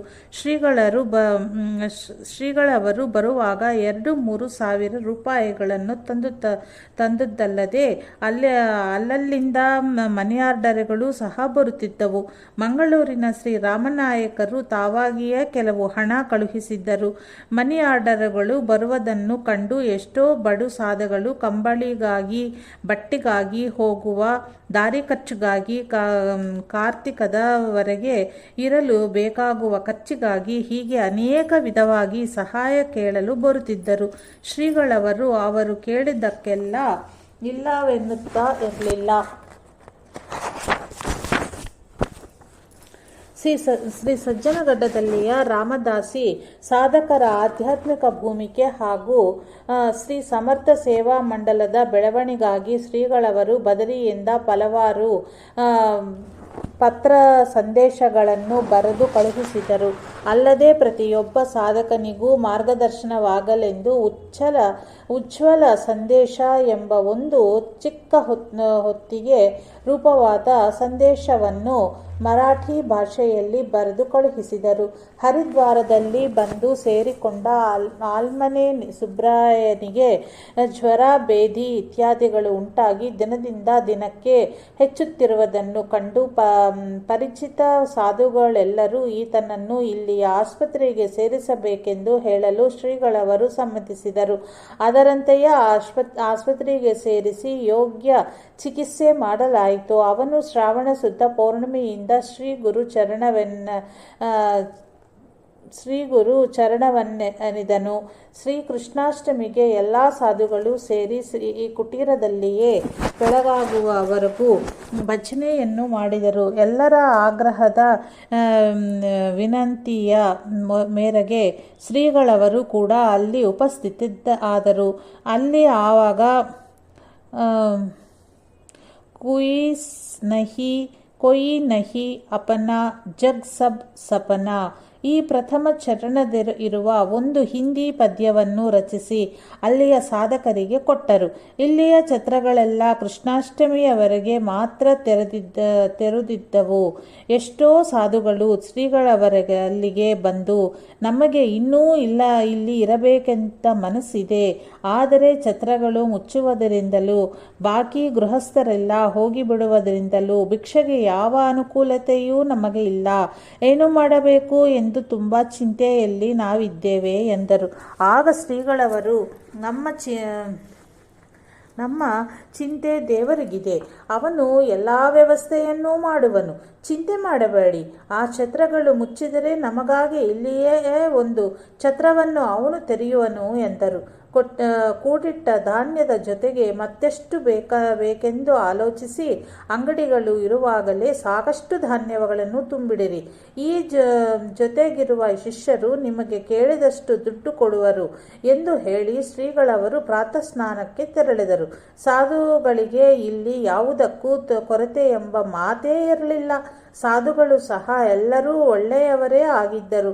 ನರ ಪರ್ವತದಲ್ಲಿ ಹೀಗೆ ಒಂದು ಅನ್ನಛತ್ರವೂ ತೆರೆಯಲ್ಪಟ್ಟಿತ್ತು. ಜನರೆಲ್ಲ ಈ ನರಪರ್ವತದ ಶ್ರೀಗಳಿರುವ ಭಾಗ್ಯಕ್ಕೆ ಫಕೀರಾಬಾದ್ ಎಂದನ್ನೇ ತೂಗಿಡಿದರು. ಸಾಧುಗಳಿಗೆಲ್ಲ ಆನಂದವಾಗಿತ್ತು. ಸಾಧುಗಳ ರಾಜನು ಉಪಸ್ಥಿತಿಯಲ್ಲಿ ಇರಬೇಕಾದರೆ ಸಾಧುಗಳಿಗೆ ಯಾವ ಕೊರತೆ ತಾನೇ ಒದಗಿತ್ತು? ಲಕ್ಷ್ಮಣ ದಾಸರೆಂಬ ಒಬ್ಬ ಚತುರ ದಾಸುಗಳು ಮುಂದಾಳಾಗಿ ಇಲ್ಲಿಯ ವ್ಯವಸ್ಥೆಯನ್ನು ನೋಡಿ ಕುಳಿತಿದ್ದರು. ಇವರು ಮಹಾರಾಷ್ಟ್ರ ಬ್ರಾಹ್ಮಣರಾಗಿದ್ದು ಉದಾಸಿ ಪಂಥಕ್ಕೆ ಸೇರಿದವರಾಗಿದ್ದರು. ಇವರು ಹಾಗೂ ನಿರ್ವಾಣರೆಂಬ ಸಾಧುಗಳು ಎಲ್ಲ ಸೇರಿ ಅನ್ನಛತ್ರದ ಕೆಲಸಗಳನ್ನು ನೋಡಿಕೊಳ್ಳುತ್ತಿದ್ದರು. ಶ್ರೀಗಳವರು ಗುರು ಪೌರ್ಣಿಮೆಯಿಂದ ಭಾದ್ರಪದ ಪೌರ್ಣಮಿಯವರೆಗೆ ಅಂದರೆ 2 ತಿಂಗಳು ಚಾತುರ್ಮಾಸದ ಮೌನದಿಂದಿದ್ದರು. ಹಾಗೆಯೇ ಇಲ್ಲಿ ದೇವಸ್ಥಾನದಲ್ಲಿ ಆಷಾಢ ಶುದ್ಧ ಏಕಾದಶಿಯಿಂದ ಭಾದ್ರಪದ ಶುದ್ಧ ದ್ವಾದಶಿಯವರೆಗೆ ಮಾತ್ರ ಚಾತುರ್ಮಾಸದ ಆಚರಣೆ ಇರುವುದು. ಭಾದ್ರಪದ ಶುದ್ಧ ದ್ವಾದಶಿ ಎಂದು ಶ್ರೀ ಬದರಿ ನಾರಾಯಣನು ಚಾತುರ್ಮಾಸ್ಯ ಮುಗಿಸಿ ತನ್ನ ತಾಯಿಯಾದ ಮೂರ್ತಿಯ ದೇವಿಯ ದರ್ಶನಕ್ಕೆ ತೆರಳುವ ಪರಿಪಾಠ ಉಂಟು. ಅಂದರೆ ಈ ದಿನ ನಾರಾಯಣ ಉತ್ಸವ ಮೂರ್ತಿಯನ್ನು ಮೆರವಣಿಗೆಯೊಂದಿಗೆ ಇಲ್ಲಿಂದ 2.5-3 ಮೈಲು ದೂರಿರುವ ಮಾತಾ ಮೂರ್ತಿಯ ಮಂದಿರಕ್ಕೆ ಕರೆದೊಯ್ಯುತ್ತಾರೆ. ಇದೊಂದು ಇಲ್ಲಿಯ ಜಾತ್ರೆಯ ಸಮಯವಾಗಿರುವುದು. ಬದರಿಯಲ್ಲಿ ಇರುವವರೆಲ್ಲರೂ ಈ ದಿನ ಈ ಮೂರ್ತಿ ದೇವಿಯ ದರ್ಶನ ಮಾಡಿ ಬರುವರು. ಅಂತೆಯೇ ಶ್ರೀಗಳವರು ಕೂಡ ಶಿಷ್ಯರು ಹಾಗೂ ಸಾಧುಗಳನ್ನೆಲ್ಲ ಕೂಡಿ ಶ್ರೀ ಮಾತಾ ಮೂರ್ತಿಯ ದರ್ಶನ ಮಾಡಿ ಅಲ್ಲಿಗೆ ಸಮೀಪವಾದ ಗಣೇಶ ಗುಹೆ, ವ್ಯಾಸ ಗುಹೆ, ಸರಸ್ವತಿ ಗುಹೆ ಇತ್ಯಾದಿಗಳ ದರ್ಶನಕ್ಕೆ ತೆರಳಿದರು. ಶ್ರೀ ವ್ಯಾಸ ಮಹರ್ಷಿಗಳು ಪುರಾಣ ಹಾಗೂ ಇತಿಹಾಸಗಳನ್ನು ಇಲ್ಲಿಯೇ ರಚಿಸಿದರೆಂದು ಆಖ್ಯಾತಿ ಇರುವುದು. ಶ್ರೀಗಳವರು ಅವುಗಳೆಲ್ಲವನ್ನೂ ದರ್ಶನ ಮಾಡಿ ತಮ್ಮ ಸ್ವಸ್ಥಾನಕ್ಕೆ ತೆರಳಿದರು. ಭಾದ್ರಪದ ಪೌರ್ಣಮಿಯಿಂದ ಮೌನವನ್ನು ತೋರಿದರು. ಚಾತುರ್ಮಾಸ ಮುಗಿದಿದ್ದರಿಂದ ದೇವಸ್ಥಾನದ ಪಕ್ಕದಲ್ಲಿ ಎದುರಿಗಿರುವ ಅಗ್ನಿತೀರ್ಥಕ್ಕೂ ಆಗಾಗ ಸ್ನಾನಕ್ಕೆ ಹೋಗುತ್ತಿದ್ದರು. ಎಲ್ಲ ಕಡೆಗೆ ತಣ್ಣೀರಿನ ಹೊರತೆ ಇದ್ದಂತೆ ಇದು ಬಿಸಿನೀರಿನ ಹೊರತೆಯಾಗಿ ಇರುವುದು. ಇದಕ್ಕೆ ಸ್ವಲ್ಪ ಗಂಧಕದ ವಾಸನೆ ಇರುತ್ತದೆ. ಬದರಿಕಾಶ್ರಮದ ಈವಾಗಿನ ವಾಸ್ತವ್ಯದಲ್ಲಿ ಒಂದು ದಿನ ಶ್ರೀಗಳವರಿಗೆ ಶ್ರೀ ಸಮರ್ಥರ ಶಿಷ್ಯ ವಾಮನ ಪಂಡಿತರ ದರ್ಶನವಾಗಿ ಅವರು ಹಿಂದೆ ಶ್ರೀ ಸಮರ್ಥರ ಕಾಲದಲ್ಲಿ ಸನ್ಯಾಸಿಯಾಗಿದ್ದ ನಿಮ್ಮ ದರ್ಶನವು ಇಲ್ಲಿಯೇ ಬದರಿಯೊಳಗೆ ಆಗಿತ್ತು, ಮತ್ತೊಮ್ಮೆ ಈಗ ಆಯಿತು ಎಂದು ಹೇಳಿ ಹೋದರು. ಪ್ರತಿ ವರ್ಷ ಆಶ್ವಯುಜ ಮಾಸದಲ್ಲಿ ಹಿಮ ಬಿದ್ದು ಕಮಂಡಲಿನಲ್ಲಿನ ನೀರು ಗಟ್ಟಿಯಾಗಿ ಅದನ್ನು ಕಾಸಿ ಕರಗಿಸಿ ಕುಡಿಯುವ ಪ್ರಸಂಗ ಸಾಧುಗಳಿಗೆ ಬರುತ್ತಿತ್ತು. ಆದರೆ ಈ ವರ್ಷ ಅದೇನು ಈವರೆಗೆ ಹಿಮ ಬಿದ್ದಿರಲಿಲ್ಲ. ಶ್ರೀಗಳವರ ಮನಸ್ಸಿನಲ್ಲಿ ದೇವಸ್ಥಾನದ ಬಾಗಿಲನ್ನು ಹಾಕುವವರೆಗೂ ಅಲ್ಲಿಯೇ ಇರಬೇಕೆಂದು ಬಹಳವಿತ್ತು. ಆದರೆ ಜೊತೆಯ ಜನರ್ಯಾರೂ ಒಪ್ಪಲಿಲ್ಲ. ಅಲ್ಲಿಯ ಸಾಧುಗಳು ಸಹ ಮುಂದೆ ಹೋಗುವುದೇ ಒಳ್ಳೆಯದೇ ಎಂದು ಹೊರಡಲು ಆಗ್ರಹ ಮಾಡತೂಗಿಟ್ಟಿದರು. ಎಷ್ಟೋ ಜನರು ಶ್ರೀಗಳವರ ಜೊತೆಗೆ ಹೊರಟರು. ಅಲ್ಲಿದ್ದು ಅಭ್ಯಾಸವಿದ್ದ ಕೆಲವು ಸಾಧುಗಳು ಮಾತ್ರ ಅಲ್ಲಿಯೇ ಉಳಿದರು. ಹೀಗೆ ಇದ್ದವರ ವ್ಯವಸ್ಥೆಯನ್ನು ಮಾಡಿ ಶ್ರೀಗಳವರು ವಿಜಯದಶಮಿ ಎಂದು ಶ್ರೀ ಗುರುನಾರಾಯಣನಿಗೆ ಮಹಾ ನೈವೇದ್ಯ ಪೂಜೆಯನ್ನು ಮಾಡಿಸಿ ಆ ದಿನ ಬದರಿಯಲ್ಲಿ ಇದ್ದ ಎಲ್ಲ ಜನರಿಗೂ ಆಮಂತ್ರಣ ಕೊಟ್ಟು ದೊಡ್ಡ ಅನ್ನಸಂತರ್ಪಣೆಯನ್ನು ನಡೆಸಿ ಶ್ರೀ ಗುರುನಾರಾಯಣನ ಅಪ್ಪಣೆಯನ್ನು ತೆಗೆದುಕೊಂಡು ಆ ದಿನವೇ ಅಪರಾಹ್ನ 3 ಗಂಟೆಗೆ ಜ್ಯೋತಿ ಮಠಕ್ಕೆ ಬರಲು ಬದರಿಯಿಂದ ಹೊರಟರು. ಹೀಗೆ ಬರುತ್ತಿರಲು ದಾರಿಯಲ್ಲಿ ಒಬ್ಬರು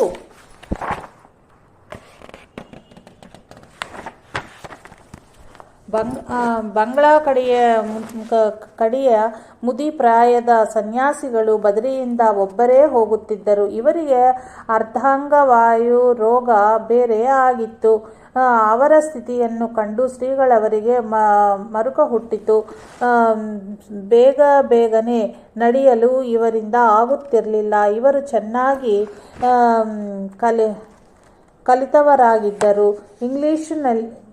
ಇಂಗ್ಲಿಷಿನಲ್ಲಿ ಚೆನ್ನಾಗಿ ಮಾತಾಡುತ್ತಿದ್ದರು. ಶ್ರೀಗಳವರು ಇವರ ಸೇವೆಯನ್ನು ಮಾಡುತ್ತಾ ಇವರ ಜೊತೆಗೆ ನಿಧಾನವಾಗಿ ನಡೆಯತೂಗಿಡಿದರು. ರಾತ್ರಿ ಹನುಮಾನ್ ಬಟ್ಟಿಯಲ್ಲಿ ಉಳಿದು ಬೆಳಗ್ಗೆ ಅಲ್ಲಿಂದ ಹೊರಟು ಮಧ್ಯಾಹ್ನಕ್ಕೆ ಪಾಂಡುಕೇಶ್ವರಕ್ಕೆ ಬಂದರು. ಪಾಂಡವರಿಂದ ಕಟ್ಟಿಸಲ್ಪಟ್ಟಿದೆ ಎಂದು ಖ್ಯಾತಿಯುಳ್ಳ ಪ್ರಾಚೀನ ಮಂದಿರವೂ ಇಲ್ಲಿರುವುದು. ಶ್ರೀ ಬದ್ರಿನಾರಾಯಣ ಉತ್ಸವ ಮೂರ್ತಿಯ 6 ತಿಂಗಳ ಪೂಜೆ ಇಲ್ಲಿಯೇ ನಡೆಯುತ್ತದೆ. ಶ್ರೀಗಳವರು ಸ್ನಾನ ಸಂಧ್ಯಾ ದೇವ ದರ್ಶನಾದಿಗಳನ್ನು ಮುಗಿಸಿದರು. ಈ ದಿನ ಏಕಾದಶಿ ಆಗಿತ್ತು. ಉಳಿದವರ ಫಲಹಾರಾದಿಗಳು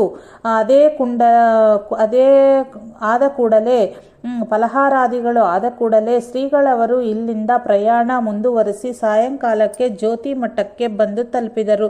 ಇದಕ್ಕೆ ಜೋಶಿ ಮಠವೆಂತಲೂ ಹೇಳುವರು. ಅಲ್ಲಲ್ಲಿನ ಮಕಾಮುಗಳಲ್ಲಿ ಎಲ್ಲರ ಜೊತೆಗೆ ಆ ಬಂಗಳಾ ವೃದ್ಧರ ವ್ಯವಸ್ಥೆಯೂ ಆಗುತ್ತಿತ್ತು. ಜ್ಯೋತಿ ಮಠಕ್ಕೆ ಬಂದ ಮೇಲೆ ಅವರವರ ಗುರಿಯತ್ತ ಹೊರಟರು.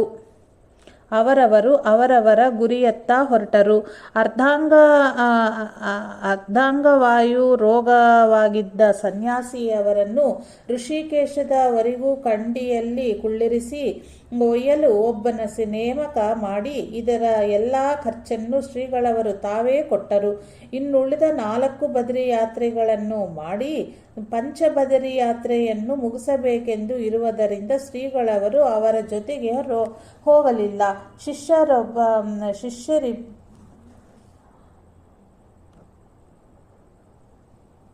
ಶಿಷ್ಯರಿಬ್ಬವಲ್ಲದೆ ಇನ್ನೂ 3 ಸಾಧುಗಳು, ಶಿಷ್ಯರು ಇಬ್ಬರು ಅಲ್ಲದೆ ಇನ್ನೂ 3 ಸಾಧುಗಳು ಶ್ರೀಗಳರ ಜೊತೆಗೆ ಉಳಿದರು. ಇದ್ದವರೆಂದರೆ ನಾಗ ಸಂಪ್ರದಾಯದ ಭೈರವಗಿರಿ ಮತ್ತು ಇವರ ಶಿಷ್ಯರಿಬ್ಬರು. ಒಬ್ಬನ ಹೆಸರು ನಾರಾಯಣಗಿರಿ ಎಂದಿರಬೇಕು. ಭವಿಷ್ಯತ್ ಬದ್ರಿಗೆ ಜ್ಯೋತಿರ್ಮಠವಿಂದಲೇ ಹೋಗಬೇಕಾಗಿತ್ತು. ಜ್ಯೋತಿರ್ಮಯ ಮಠದಲ್ಲಿಯೇ ಆದ್ಯ ಶಂಕರಾಚಾರ್ಯರ ಭವಿಷ್ಯತ್ ಬದರಿಗೆ ಜ್ಯೋತಿರ್ಮಯ ಮಠದಿಂದಲೇ ಹೋಗಬೇಕಾಗುತ್ತದೆ. ಜ್ಯೋತಿರ್ಮಠದಲ್ಲಿಯೇ ಆದ್ಯ ಶಂಕರಾಚಾರ್ಯರಿಂದ ಸ್ಥಾಪಿತವಾದ ಉತ್ತರಾಮ್ಯಾಯ ಮಠವೂ ಇದೆ. ಇಲ್ಲಿಂದ ಸ್ವಲ್ಪ ಕೆಳಗೆ ಶ್ರೀ ನರಸಿಂಹ ಮಂದಿರವಿರುವುದು. ಶ್ರೀ ನರಸಿಂಹ ವಿಗ್ರಹವು ಸಾಲಿಗ್ರಾಮ ಶಿಲೆಯಾಗಿದ್ದು ಶ್ರೀ ಆಚಾರ್ಯರಿಂದಲೇ ಸ್ಥಾಪಿತವಾದ್ದೆಂಬ ಆಖ್ಯಾಯಿಕೆ ಇದೆ. ಇಲ್ಲಿಯೇ ದಂಡತೀರ್ಥವೆಂಬ ಒಂದು ತೀರ್ಥವೂ ಇದೆ. ಈ ಜ್ಯೋತಿರ್ಮ ಮಠದಿಂದ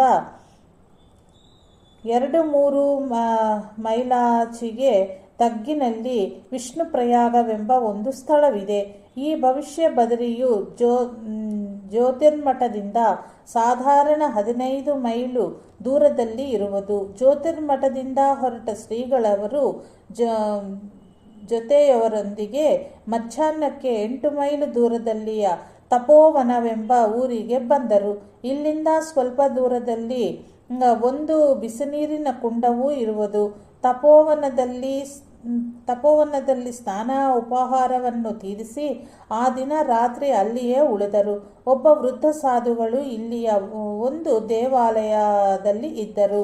ಮರುದಿನ ಬೆಳಿಗ್ಗೆ ಹೊರಟು ಭವಿಷ್ಯ ಬದರಿ ಊರಿಗೆ ತೆರಳಿದರು. ಇಲ್ಲಿ ದೊಡ್ಡ ಕೊಡ ಹೋದರೂ ಧಾನ್ಯದ ಒಂದು ಕಾಳು ಸಹ ಸಿಗಲಿಲ್ಲ. ಹಣಕ್ಕೆ ಬೆಲೆಯಿಲ್ಲದ ಇದೊಂದು ಅಪೂರ್ವ ಸ್ಥಳವಾಗಿ ಕಂಡುಬಂದಿತ್ತು. ಎಲ್ಲರೂ ಭಿಕ್ಷೆಗೆ ಹೋದಾಗ ಮಾತ್ರ ಬೇಕಾದಷ್ಟು ಭಿಕ್ಷೆ ಸಿಕ್ಕಿತ್ತು. ಶ್ರೀಗಳವರು ಈವಾಗಲೂ ಹಾಲು ಹಣ್ಣಿನ ಆಹಾರ ಮಾತ್ರ ಸೇವಿಸುತ್ತಿದ್ದರು. ರಾತ್ರಿ ಇಲ್ಲಿಯೇ ಉಳಿದು ಮರುದಿನ ಬೆಳಿಗ್ಗೆ ಇಲ್ಲಿಂದ ಸುಮಾರು 1 ಮೈಲು ದೂರದಲ್ಲಿ ಇರುವ ಭವಿಷ್ಯ ಬದರಿಯ ಮೂಲಸ್ಥಾನಕ್ಕೆ ತೆರಳಿದರು.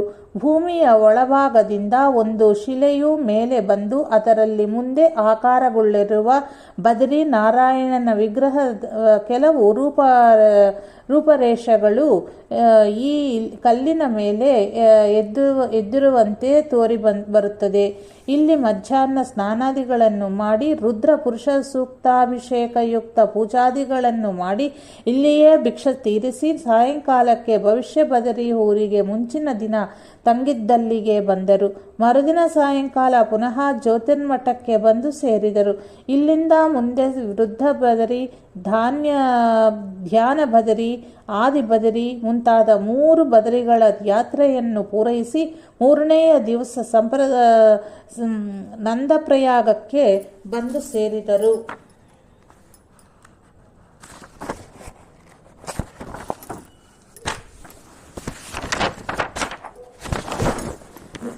ಋಷಿಕೇಶದ ದಾರಿಯನ್ನು ಹಿಡಿದು ಮುಂದೆ ಸಾಗುವ ವಿಚಾರದಲ್ಲಿ ಇರುವಾಗ ಜೊತೆಯಲ್ಲಿ ಇದ್ದ ಭೈರವಗಿರಿಯವರು ತಮ್ಮ ಸ್ಥಳವನ್ನು ನೋಡಿ ಮುಂದಕ್ಕೆ ಪ್ರಯಾಣ ಬೆಳೆಸುವಂತೆ ಶ್ರೀಗಳವರಲ್ಲಿ ಪ್ರಾರ್ಥಿಸಿಕೊಂಡರು. ಅದಕ್ಕೆ ಶ್ರೀಗಳವರು ಆಗಲೆಂದು ಹೇಳಿ ಇಲ್ಲಿಂದ ಅಡ್ಡವಾಗಿ ಹೊರಟು ರಾಣಿಖೇತದ ದಾರಿಯಲ್ಲಿ ಹೋಗಹತ್ತಿದರು. ಇದು ಆಲ್ಮೋರಕ್ಕೆ ಹೋಗುವ ದಾರಿಯಾಗಿರುವುದು. ಈ ದಾರಿಯಲ್ಲಿಯೇ ಕೈಲಾಸ ಮಾನಸ ಸರೋವರಕ್ಕೆ ಹೋಗಲು ಬರುವುದು. ಹಿಮಾಲಯದ ವಿಭಿನ್ನ ಭಾಗಗಳಲ್ಲಿ ಇರುವ ದೈವಿ ಚಮತ್ಕಾರದ ಸೃಷ್ಟಿ ಸೌಂದರ್ಯವನ್ನು ನೋಡಿ ನೇತ್ರಗಳು ಆನಂದ ಹೊಂದಿದವು. ಮಧ್ಯದಲ್ಲಿ 2-3 ಕಡೆ ತಂಗಿ ಗೋಮತಿ ಮತ್ತು ಗರುಡ ಗಂಗೆಯ ಸಂಗಮ ಸ್ಥಾನಕ್ಕೆ ಬಂದರು. ಇದೇ ಸಂದರ್ಭದಲ್ಲಿ ದಾರಿಯಲ್ಲಿ ಸಿಕ್ಕಿದ ಬಾಗೇಶ್ವರದ ಬಿಹಾರಿ ಲಾಲ್ ಎಂಬ ವ್ಯಾಪಾರಸ್ಥರ ಮನೆಯಲ್ಲಿ ಒಂದು ರಾತ್ರಿ ತಂಗಿದ್ದರು. ಇವರ ಒಂದು ಅಂಗಡಿಯು ಬದ್ರಿ ಕ್ಷೇತ್ರದಲ್ಲಿ ಇದ್ದು ಬದ್ರಿಯಲ್ಲಿಯೇ ಶ್ರೀಗಳವರ ಪರಿಚಯ ಇವರಿಗಾಗಿತ್ತು.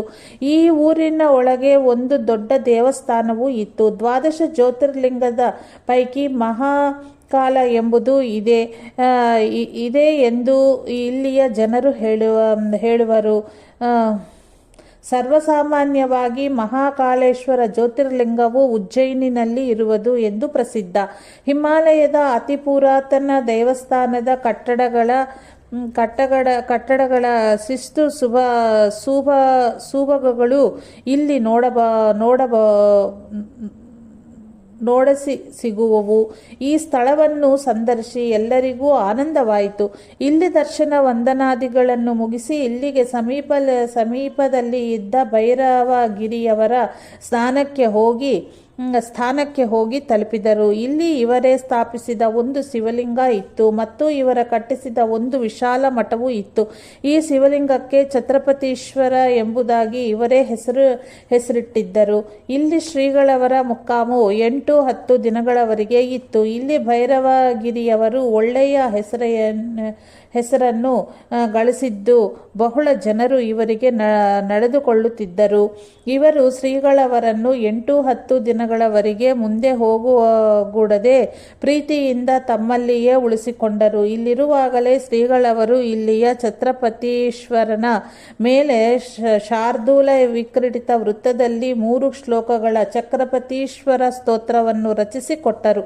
ಪ್ರತಿ ಶ್ಲೋಕದ 4ನೆಯ ಪಾದವು ಸರ್ವಶಾಮಿಪ ಶಂ ತನೋತೋ ಭಗವಾನ್ ಶ್ರೀ ಛತ್ರಪತೀಶ್ವರ ಎಂಬುದಾಗಿರುವುದು. ಭೈರವಗಿರಿ ಸಾಧುಗಳ ಇನ್ನೊಂದು ಸ್ಥಾನವಾದ ವೃಂದೇಶ್ವರ ಎಂಬಲ್ಲಿಗೂ ಶ್ರೀಗಳವರನ್ನು ಕರೆದೊಯ್ದರು. ಇದು ಛತ್ರಪತೀಶ್ವರ ರಿಂದ ಸಾಧಾರಣ 5 ಮೈಲು ದೂರವಿರುವುದು. ಇಲ್ಲಿಯೂ 3 ದಿನ ಮೊಕ್ಕಾಂ ಮಾಡಿದರು. ಭೈರವಗಿರಿಯನ್ನು ಆಶೀರ್ವದಿಸಿ ತಮ್ಮ 2 ಶಿಷ್ಯರೊಂದಿಗೆ ಶ್ರೀಗಳವರು ಬಸ್ಸಿನಲ್ಲಿ ಹಲ್ದುನಿಯಿಂದ ಕೋಟದ್ವಾರಕ್ಕೆ ಬಂದು ಕೋಟದ್ವಾರದಿಂದ ರೈಲಿನಲ್ಲಿ ಹರಿದ್ವಾರ ಋಷಿಕೇಶಕ್ಕೆ ಬಂದು ಮುಟ್ಟಿದ್ದರು. ಹಿಮಾಲಯದ ಬದರಿಯಲ್ಲಿ ಪರಿಚಿತರಾದ ಲಕ್ಷ್ಮಣದಾಸರು ಸ್ವಗ್ರಾಶ್ರಮದಲ್ಲಿ ಇರುತ್ತಾರೆ.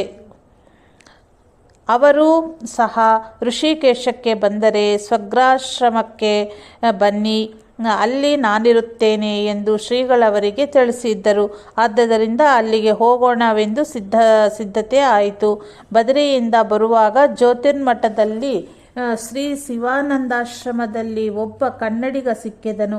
ಇವನು ಗಿಡ್ಡವಾಗಿದ್ದರಿಂದ ಇವನನ್ನು ವಾಮನಮೂರ್ತಿ ಎಂದು ಕೆಲವರು ಇವನ ಕಷ್ಟಗಳನ್ನು ನೋಡಿ ಈ ಸಾಧಕನನ್ನು ಶ್ರೀಗಳವರು ದಾರಿಯುದ್ದಕ್ಕೂ ತಮ್ಮ ಜೊತೆಯಲ್ಲಿಯೇ ಕರೆದುಕೊಂಡು ಬಂದಿದ್ದರು. ಸ್ವಗ್ರಾಶ್ರಮದ ಹಾದಿಯಲ್ಲಿ ಇದ್ದ ಶ್ರೀ ಶಿವಾನಂದ ಆಶ್ರಮವನ್ನು ಹುಕ್ಕೆ ಮುಂದೆ ಹೋಗಬಹುದೆಂದು ಇವನು ಪ್ರಾರ್ಥಿಸಿದ್ದರಿಂದ ಶ್ರೀಗಳವರು ಶ್ರೀ ಶಿವಾನಂದ ಆಶ್ರಮಕ್ಕೆ ಹೋದರು. ಶ್ರೀ ಶಿವಾನಂದರು ನಿಗರ್ವಿಗಳು. ಸಣ್ಣವರಾಗಲಿ ದೊಡ್ಡವರಾಗಲಿ ಬಂದವರ ಕಾಲು ಮುಟ್ಟಿ ನಮಸ್ಕರಿಸುವುದು ಅವರು ಒಂದು ಪದ್ಧತಿ. ಇದರಿಂದ ಅವರು ನಮ್ರತೆಯ ಮತ್ತು ನಿಗರ್ವಿತನದ ಒಂದು ಶಿಕ್ಷಣವನ್ನು ಎಲ್ಲರಿಗೂ ಕೊಡುತ್ತಿದ್ದರು. ಶ್ರೀ ಶಿವಾನಂದರ ಸಂದರ್ಶನವೂ ಆಯಿತು. ಶ್ರೀಗಳವರಿಗಾಗಿ ಹಾಲು ಬಾಳೆಹಣ್ಣುಗಳನ್ನು ಕಳುಹಿಸಿಕೊಟ್ಟರು. ಜೊತೆಯ ಜನರು ಊಟಕ್ಕೆ ಹೋದರು. ಶ್ರೀ ಶಿವಾನಂದರ ಮುಖ್ಯ ಶಿಷ್ಯರಲ್ಲಿ ಒಳಪಡುವ ಶ್ರೀಧರರೆಂಬುವರ ಪರಿಚಯವೂ ಇಲ್ಲಿ ಆಯಿತು. ಇವರು ಮಂಗಳೂರಿನವರು ಆಗಿದ್ದರು. ಇವರ ಮೃದು ಮಧುರ ಭಾಷಣೆ, ಸಾತ್ವಿಕತೆ, ನಿಗರ್ವಿತನೆ ಮತ್ತು ಸರಳ ಪ್ರೇಮೆ ಸ್ವಭಾವವನ್ನು ನೋಡಿ ಶ್ರೀಗಳವರಿಗೆ ಬಹಳ ಸಂತೋಷವಾಯಿತು. ಅವರನ್ನು ಹರಿಸಿದರು.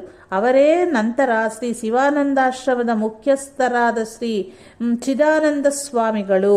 ಶ್ರೀಗಳವರು ಬಂದ